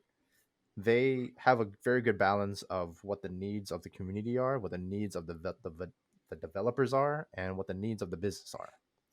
So that's why I'm like a huge Sony fan. Like they have such a strong first party studio roster. They have such a strong platform for making video games. They have a strong sense of the community in general because the main focus of the PS5 was to make sure that developers have a very easy time developing games for that system. And in turn, make sure that those games are quality games by allowing first party studios to utilize that platform. And it's just a very good balance overall. And I think that'll translate with Evo's acquisition, the acquisition of Evo. They have that understanding. They already have done that kind of plan of action in terms of the PS5. And right now it's very fresh. They recently just bought it. So I'm sure they are in talks right now with those guys that are the founders of Evo. I know they made sure that they stay on as consultants. Yeah. So So, the two of the founders, the Cannon brothers, yeah, they're a part of the team. mhm, But how much say they have, I'm not sure, right? right. So Of that's course, we can where I only think we're speculate on how much say they yeah. have, but I'm sure Sony has the know-how of the business to make sure that their voice is, treated with respect and with they do have a say in the direction of Evo to make sure they have the community's best interests at heart, but also try to make sure that it's profitable at the end. And of course, like Sony is a huge company. Like it's not just video games. It's not just hardware stuff. They they have you know what's it called, film production, Well, they they right, studio. they film production. They have music. A lot of artists are under the Sony brand. Music, like So yeah, Sony is full on Ludens. They are shaping culture with what I, they have here. I was waiting. I was actually waiting to say like would you agree that Sony fully embraces the concept of Ludens? Absolutely. Ludens is Sony, Sony is Ludens. Like this is like that's why Kojima put it on PlayStation. Because Kojima definitely sees that Sony is Ludens at heart. But I don't want to put Sony up on a pedestal and like make a shrine out of Sony. But I just see that they have that understanding that they are very fully Ludens mindset in terms of how they're going to shape culture. With the acquisition of Evo, what resources they have already in terms of all their different branches and sister companies, like I said, like the film production studios, the Sony Interactive Entertainment, even the hardware stuff. Like they have so many uh, different branches of their business, and they definitely have a very strong influence on culture and understanding of that culture. Hmm. And also adding on to like the film side of things, like now we're starting to see adaptations of video games, right? So we're seeing like Last of Us is coming out with a show. Uncharted has a movie coming out. So like a lot of these Monster adaptations, Hunter.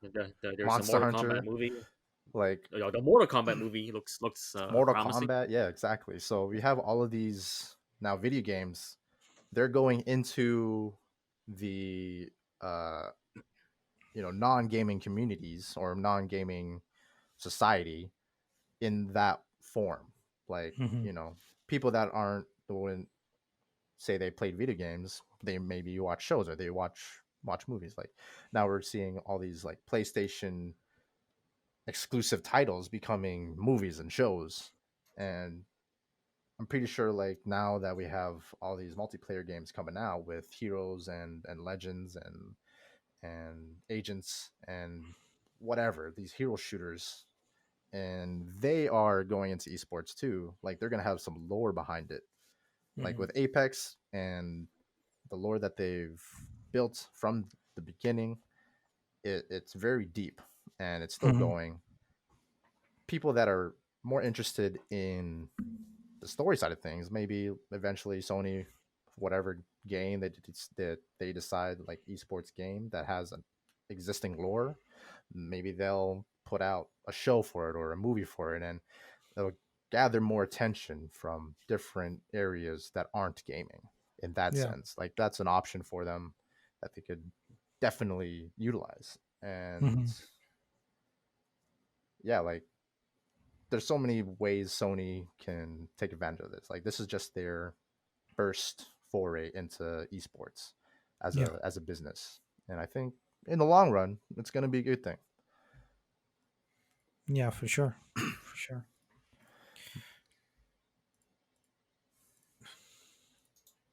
All right, so I think we're good with that topic.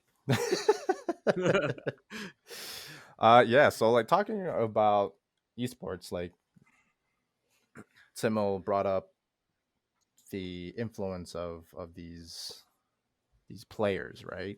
The professionalism of the industry. We see which this reminds me of something. What? So, so you're talking about professionalism and the image of these esports players. More rants from me. I just wish they would just please get rid of those butt ugly jerseys, man. My God, I hate them. I hate them. Like going back to my point earlier, they are not athletes. There's no reason why they have to wear those, like soccer or baseball type jerseys, right? If you want to market and make them They call regular, it sweaty for a reason. nah, man, You need that make them moisture regular. wicking technology in their jerseys. They're not everyone is a Smash players. They don't have to wear those stuff all the time. So just I don't understand why they can't make something more tasteful, right? Like a nice shirt with a logo on it, whatever. People can just casually wear in the streets. You can market it that way, right? Because right now it just seems like like when you see those jerseys, you're not gonna think to yourself, oh, I want to get a replica of that shirt and wear it. No, those things are butt ugly. So I feel like maybe that's for you. You wouldn't wear it. I mean, at DreamHack, people are buying Cloud9 jerseys, man. Like all their esport jerseys, man. But the thing is, will they wear it on the street, or like I can see them wearing it to like an event like that, right? But will they wear it to on the street? That's what I'm saying, right? Maybe eventually. as the casual. We don't know. Like right now, esports is young. It is unprofessional. It is, gimmicky in that sense. Like, oh, why are they wearing these jerseys? But like it, with team-based games, they need a uniform, and being sponsored, right? Like maybe that uniform isn't even chosen by the team. It's based on what the sponsors want. Maybe the sponsors want them to look like they are an actual team. So that's why maybe that jersey looks the way it is. And right now, in terms of today's trends and fashion, like that is too out there and is not good to wear on the street. But like maybe when esports is huge, like you want to wear your favorite team, like NRG or Cloud9 or FaZe or different like teams like that, different designs and whatnot, different team colors and like going back players. to sports, you can. There's always like merch or clothing that's related to like your favorite team, right? Like think basketball. If you're a Laker fans, there are a bunch of like Lakers, clothing you can wear, right? So but this also goes back to Ludens in general. Like, it's the play element of culture, or the play element in the development of culture. Because right now esports is young and it'll definitely have a huge impact in society later on, just as much as sports does right now. And again, with that huge atmosphere or that huge industry, esports, we have right now I'd say a negative image tied to that. I'd say more negative than there is positive image to it, especially with some of the news coming out now with some esports players. But yeah, that's what we're gonna get into right now. Like the toxicity in that industry in esports, but also in gaming communities in general. Because I don't care what game you play, if it is competitive in whatever way, toxicity is gonna be a normal thing. And I see it already in Valorant. I've only played it in one day. Well, like less than a day I played it. And I can see how toxic it can get. I'm not even in ranked right now. But that is something that is a problem, I'd say, in gaming right now. In the PvP I don't.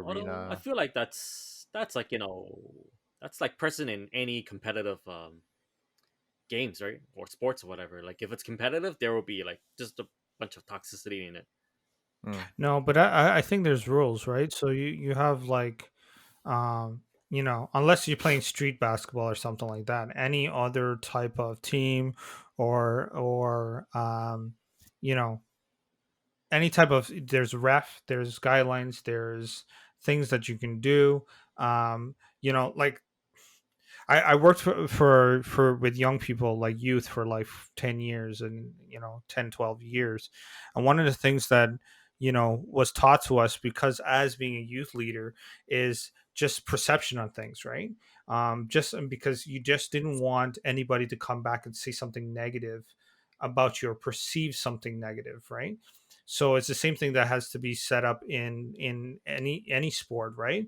So and the same thing when it comes to esports and things like that nature. If it is on a professional level, it needs to have some guidelines or some ways of saying this is the barometer of what is good and what is bad, or not good or bad, but what is shouldn't be done in this setting. So for instance, right, you guys could tell me if I'm wrong, but let's say you go to work, you don't necessarily wear joggers per se. You're going to wear a cargo pants or something like that, that is I'll wear sweats, uh, bro. right.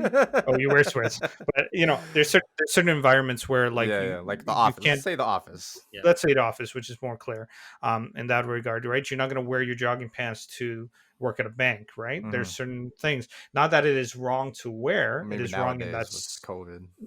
it, Work from home. it work from home orders, but like, it, not that it's wrong to wear in general, it's just wrong to wear in that setting, right? So there's certain things where I think there needs to be some some barometer, a guideline set, where we can lower the toxicity. Because yeah, like, in general, like, these a lot of these games, there's so a lot of gatekeeping with who can play and who can't play, and different things like that. And there has to be some way of gauging that. Like, for me, I'm getting to a point where I'm playing with Apex, like, I don't want to play with someone that's level 1. Not because that they got to play in my lobbies, right? They got to play in like, if I'm playing with Moses, for instance, he's playing a diamond lobby, and you're playing with a person that just started. It's really hard to play the game, because there's no casual, like, lobby to play, and it doesn't matter if you get the kills or the wins or whatever per se, right? So maybe, like, I don't know if that the onus is on the developers doing that, or if it's the gaming community needs to do that to regulate that somehow. Hmm. Yeah, like with gaming, yeah, there is a lot of gatekeeping involved. Like with what you're saying, I don't want to play with level ones for whatever reason, right? Hmm. And I don't even think it's like that. I think the It's toxicity is just it's much more than that. Like it, gatekeeping is one thing, right? Like because you still want you're playing a game for your own entertainment. So mhm. I don't see anything wrong with like not wanting to play with or carry a level 1 because you want to actually compete and win. So Mhm. that's your objective, right? So Yeah. there might be days you're like you feel like okay I'll go and help out some newbies. That's fine. That's cool. But if you don't want to, like that's I see nothing wrong with that unless you Yeah. start calling him names and start talking shit, Yeah. right? That's That Yeah, that's that's yeah, that's yeah, the yeah. toxicity I'm talking about. yeah, Like that's where problem is there up. was That's where the problem no is. prompting of any insults that you might get from a player. Like, you know, it definitely has something to do with the anonymity with gaming. Mm-hmm. Like obviously you wouldn't say that out in public, like what Mm-hmm. with what you're saying. If you're playing a basketball pickup game, you're not gonna go in and call the people there the N word, and you're gonna Yeah.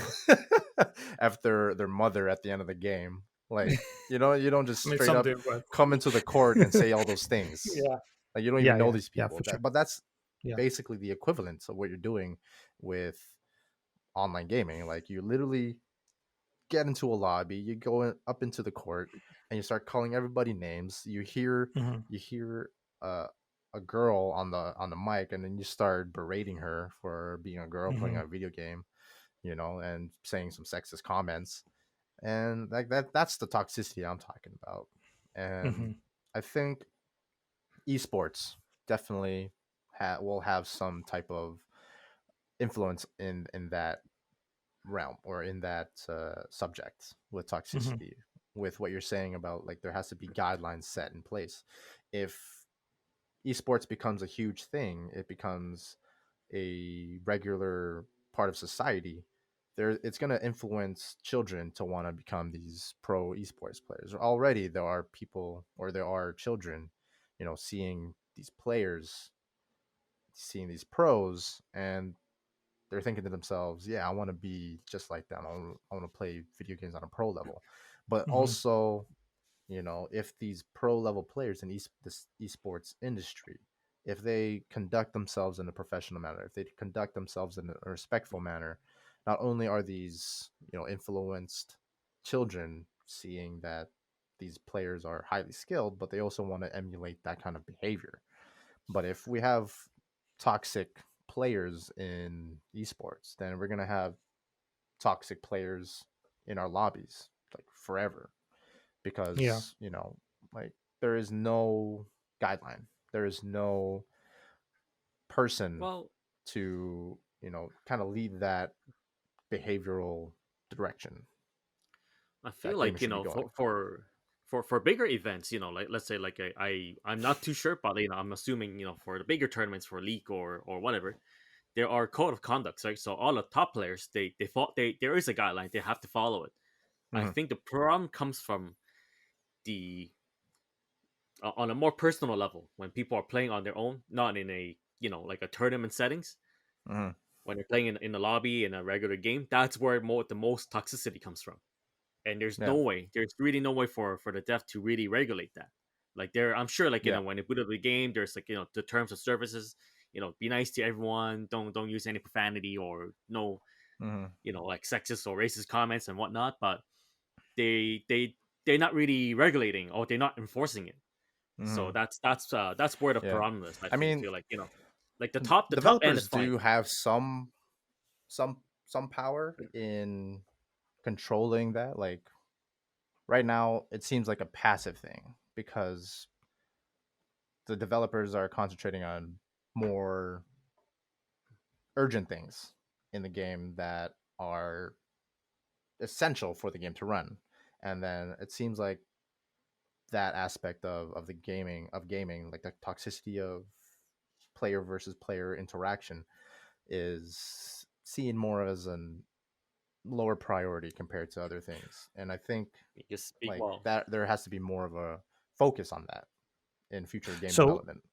so do you think that that should be outsourced then? Because I don't know if that onus should be on the developer all the time to do that, because that's like you're saying, is a tough task, right? They're Hmm. working on bugs, they're working on all these other things.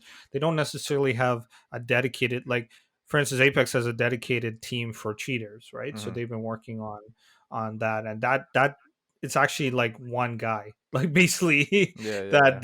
that heads that up, right? He maybe has maybe two other people that help him, but he's the one guy that does that, right? So they don't really have someone that's dedicated to say, oh, I'm fostering this community.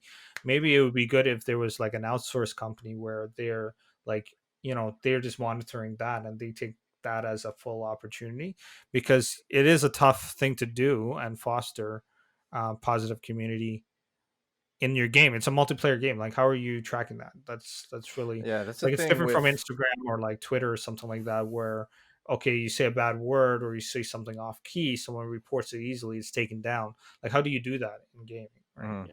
It's Like yeah, the thing with the features that we have now in terms of dealing with toxic players is, we have a report button, but it doesn't seem like it works, right? We Mhm. don't have no, any it's evidence that it works. It's just there because, it kind of puts a band-aid on that problem that they know is in there. yeah, Obviously they know it's in there, or like they know it's a problem, because why else would they put that kind of feature in it?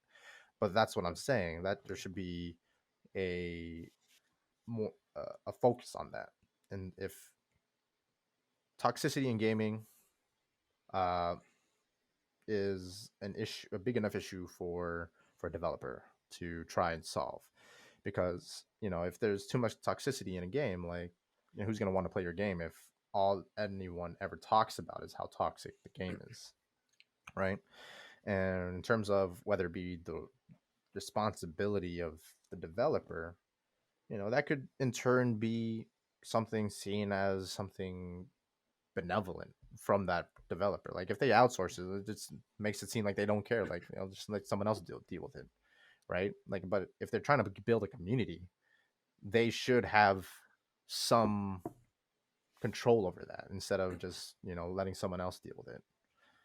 Like, I think it should be on the responsibility of the developer. Like if they want to create a game and create a community of players, like once you make that community, like you can't just let the community run free in this sandbox of toxicity. mm.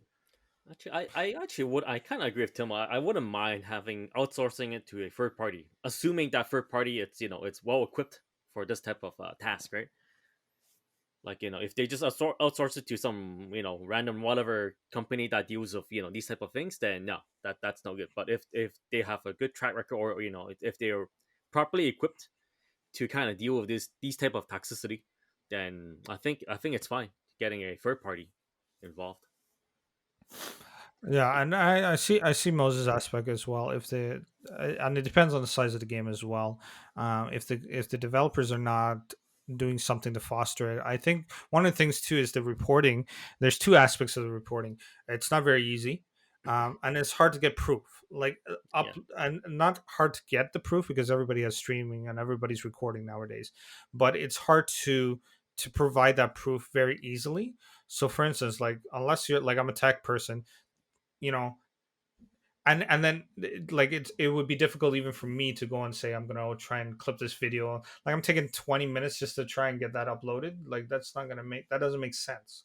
Another thing too, it's like us as gamers or us as guys that play video games or people that play video games, we go like it's too much of a hassle as much as we don't like it. So I would play like I don't always play with randoms, but when I do is like one day I played and the game like didn't go our way at all, right? And that wasn't necessarily on me, but they start calling me names in on the mics, right? Well, for me it's like okay, the process of going especially on PS4 is like to report is like it takes me 5 minutes just to try and figure out how I'm going to do that, and then it's not really active, and then on top of it it's like why bother, or it's like we get used to it in gaming culture where it's like oh well this is how it is, right? Everybody calls I did this to your mom or I did that or whatever, like that is normal. As much as it isn't normal in society, it is normal in the gaming world. So for us, like I follow a lot of not a follow a lot of them, but I women that play Apex on Twitter and stuff like that, and there's two types. There's the ones that get offended by it, or there's ones that say, well, that's how it is. But we shouldn't accept it. We shouldn't accept it. But what I don't think we do as enough as a gaming community on a whole to say we're not accepting this anymore and to push out the people that are being toxic, right? But or to at least educate the people that because I don't agree with pushing out people, but educate the people that are being toxic.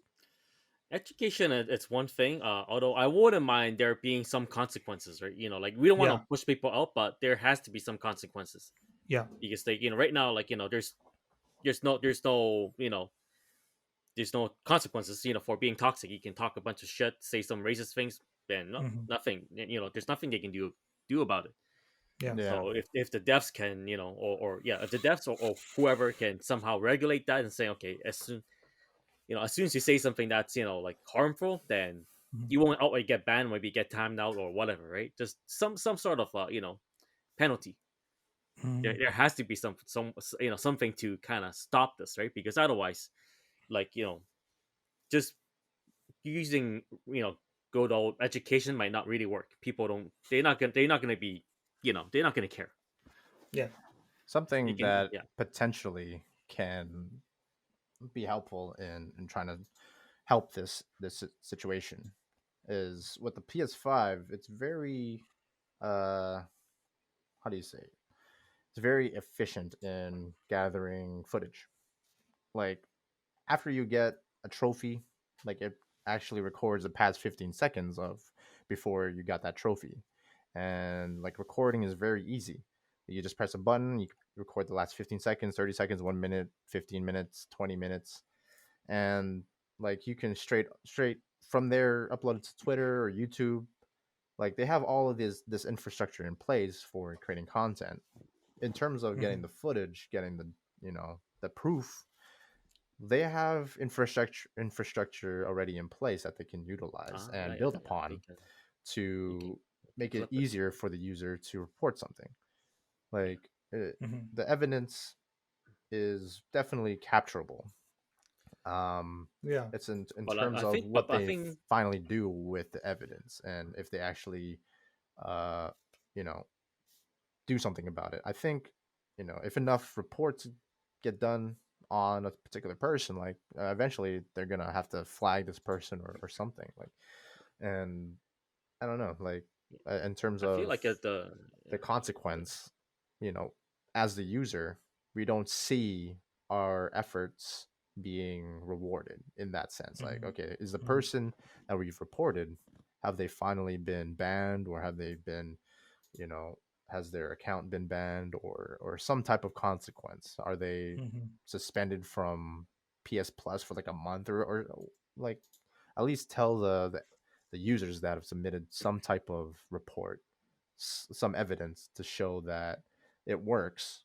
We've got your report and we've done something about it so that people can continue to use the report function. Like I've barely used the report yeah, function because Yeah. like you said, like it's a hassle to get the proof. It's a Yeah. hassle yeah. to even just get to the report button because PS4 is so slow. But now we got the PS5 next gen SSD. Like it's bing bang boom. You got the report. You got the footage. Upload. It's Mhm. done. Yeah. So I got a question for you guys. We're talking on the philosophical level when it comes to video games and things like that in general, and we're talking about Ludens and how you incorporate that play into your life and all these type of things. So bringing this back to the video game culture community and how we're talking about what can change the community a bit, how do we influence young people? Because you know, I have content creators that I follow that are in their late in the mid 20s or the early 30s, things like that, and they all provide a good positive outlook when it comes to content creation or like way they play their video games or how they approach life with balancing work, family, friendships, mental health, all that kind of stuff. So I think there's a good balance when it comes to that. But how do we tell or how do we encourage the average 12-year-old, the average, preteen or teenager that doesn't understand that and just they're still calling kids poo poo head, they're calling them whatever because they just see video games as video games. How do we encourage the community around us to see video gaming besides the fact of just enjoyment, I guess? I don't know if that's the word I'm looking for. I guess the best way it's just lead by example. Like don't tell them what to do. Show Mm, them like you are actually doing these things, right? You're embracing gaming as culture as a whole. You live mm-hmm, it, you breathe it, and you're be respectful to everyone in that community, right? So mm-hmm, if they like you, and they see you're doing all these good deeds, then they will kind of follow it, right? Follow suit. So I feel like Mhm. mm-hmm. the worst thing you can do is actually just go and lecture them. They will do the opposite. They will always do the opposite. For sure. So just For sure. just lead by example. That's I feel like Mm-hmm. as the older generation, that's like our best option. At least that's how I see it. Mm-hmm. And then there's Yeah, I other think it has outlets to too, right? be. Like like social medias, Mm-hmm. we can use that too, right? But yeah. Yeah, I think it has to be as simple as possible. I don't think we need to really, um, in terms of the gaming aspect of it, it's not so much that it's a gaming thing. It's it's a influential thing. It's your own behavior as a person Mm-hmm. in influencing someone of that age, of a young person, of a young child. You know, Mm-hmm. they will associate your behavior with your activities in that sense. Mm-hmm. Like if you are a good person, if you're a respectful person, if you're well behaved in social settings and things like that, but you also have a good relationship with this child. If you have Mm-hmm. this a good relationship with this person that is 12, preteen, whatever age, doesn't even matter what age they Mm-hmm. are. If you have a good relationship with this person and they see that you have a similar interest in what they enjoy, right? They will automatically try to emulate your behavior, right? Mm-hmm. If they have a close relationship with you, if they uh you know see you as a role model in that sense, like because you have that shared interest on top of having a good relationship. I think Mm-hmm. that exactly like what Ricky said, it's leading by example. Mm-hmm. um and that's, yeah, basically what it is. I think if you try to overcomplicate it and try to make sure that you are a certain type of gamer or you're a certain type of person trying to be a positive influence in gaming, then I think there'll be a this gen in un, genuine This is ingenuine yeah. kind of persona Yeah. in that sense, like you're just putting on a show type of Yeah. thing. But Yeah. if you're Yeah. just naturally like that, Mm-hmm. if you naturally are a good person, Mm-hmm. if you have good influence, then like it doesn't even matter if it's gaming. It'll be whatever activity that you're involved in. Like you'll be that kind of influence on those people.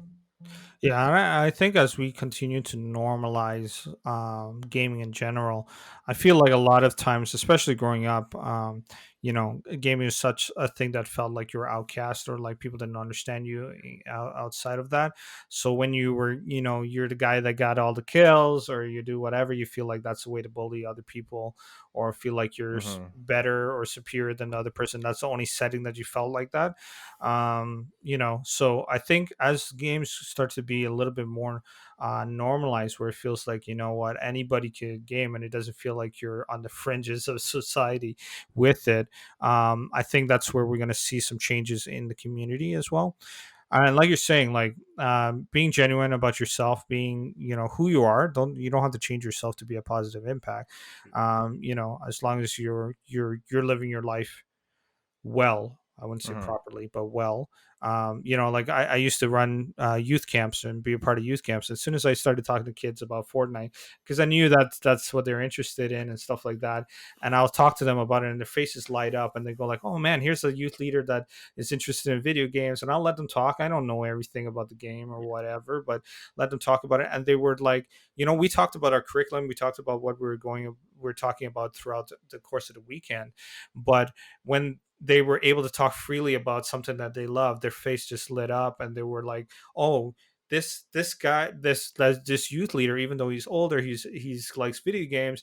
Oh, there's a way for me to grow up, still take responsibility, still do academics, still do all those types of things. I still love playing video games." And I think if we're able to show that, like you're saying, leading by example in our everyday lives, and I think we already do that, obviously.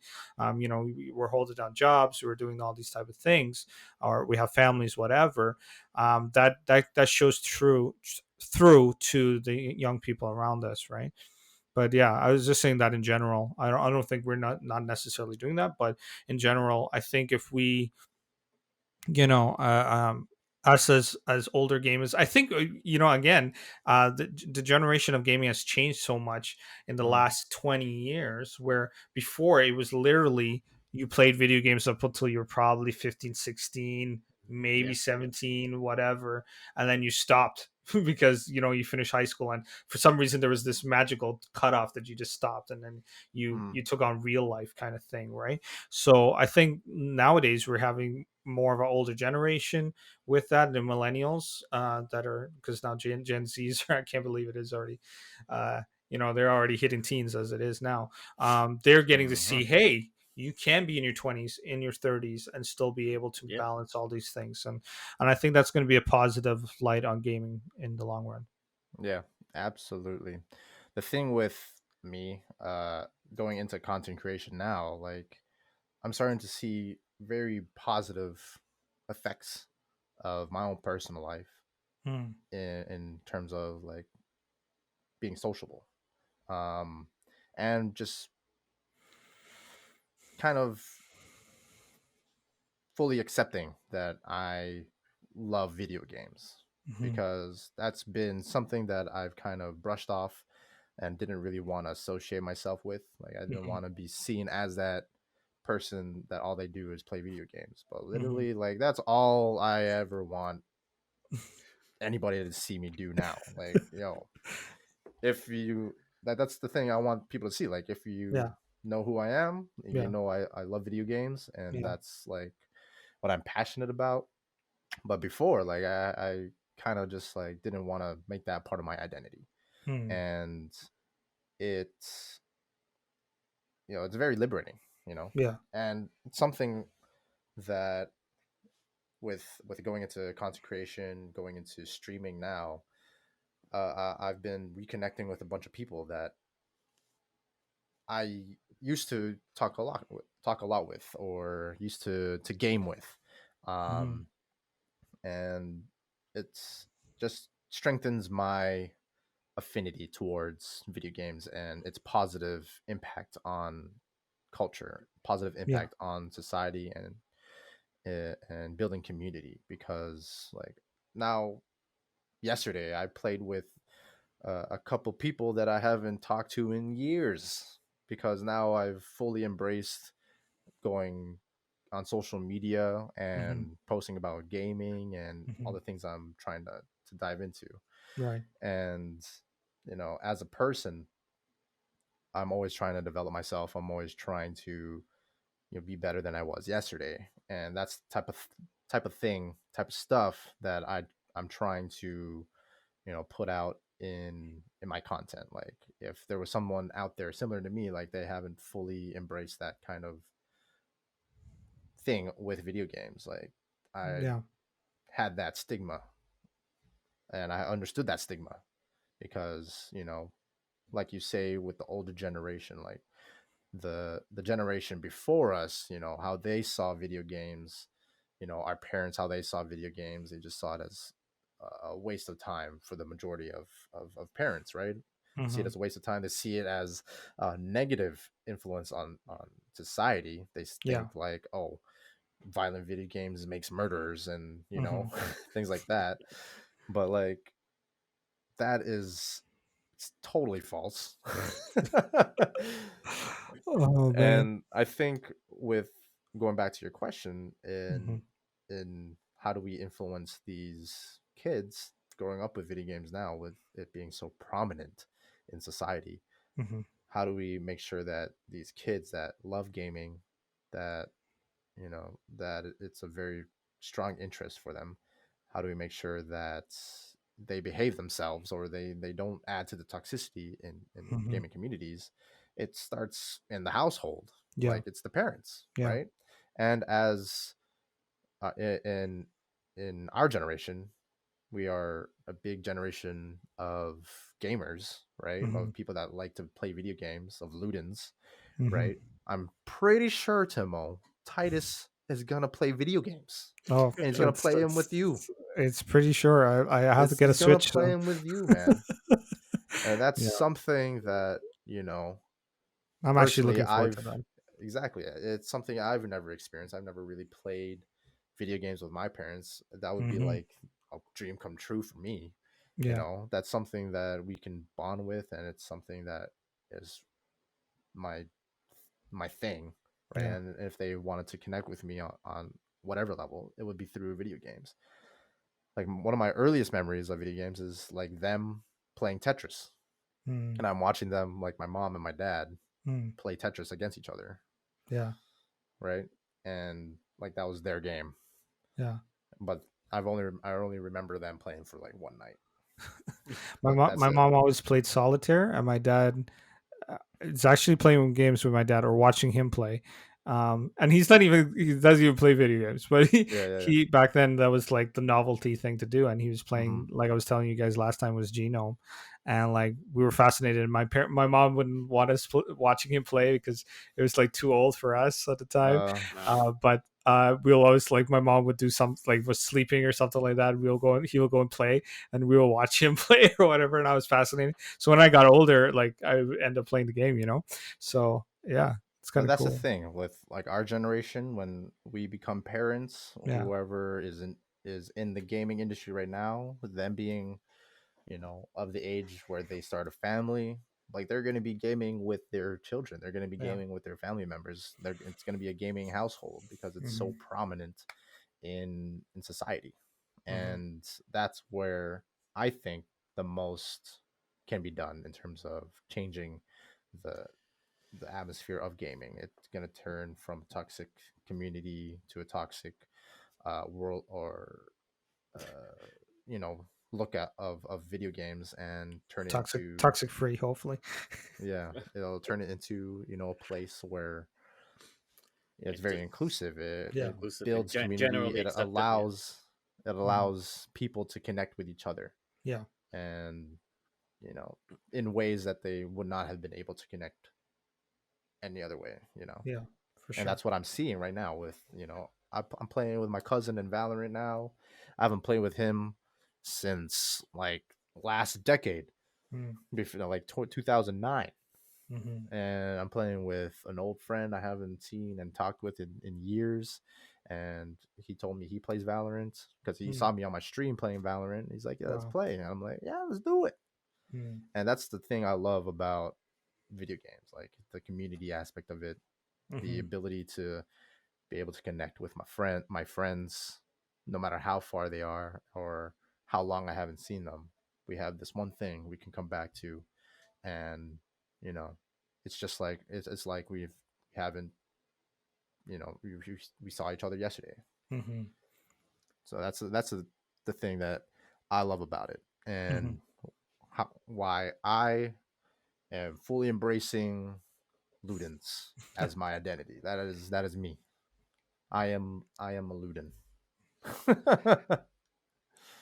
And with that, I think that wraps up our topics for today. I think you did a really well job with talking about it, for sure. It's a good place to wrap up, man.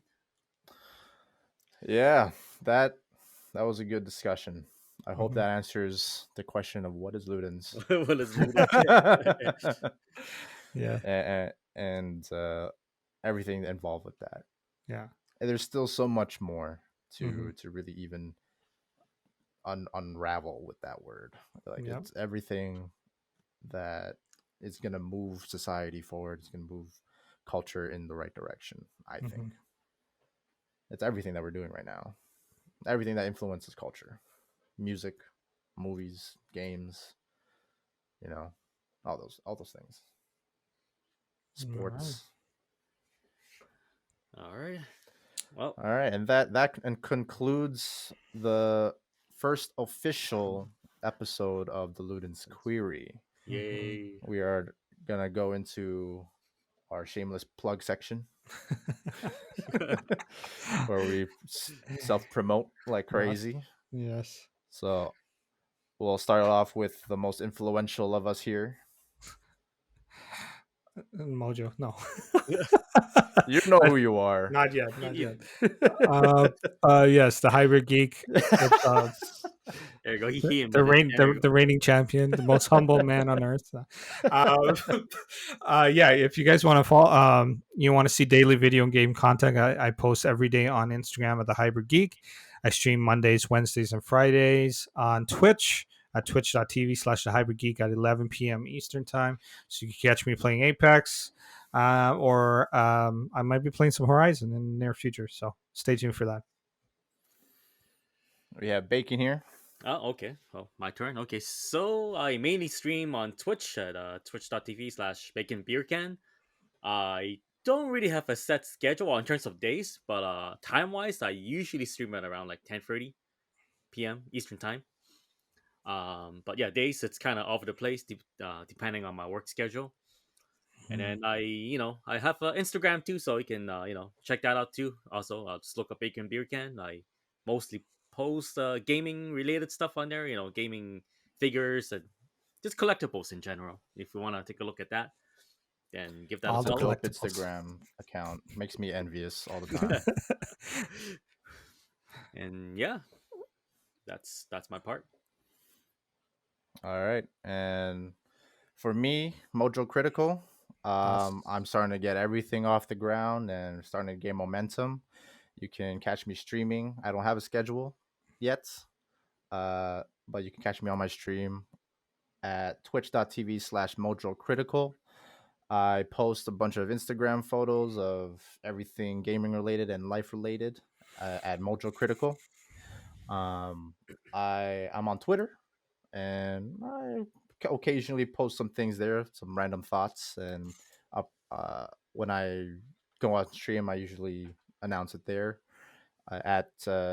So my Twitter is at MojoCriticalLM, and I'm starting to get my YouTube channel up and running.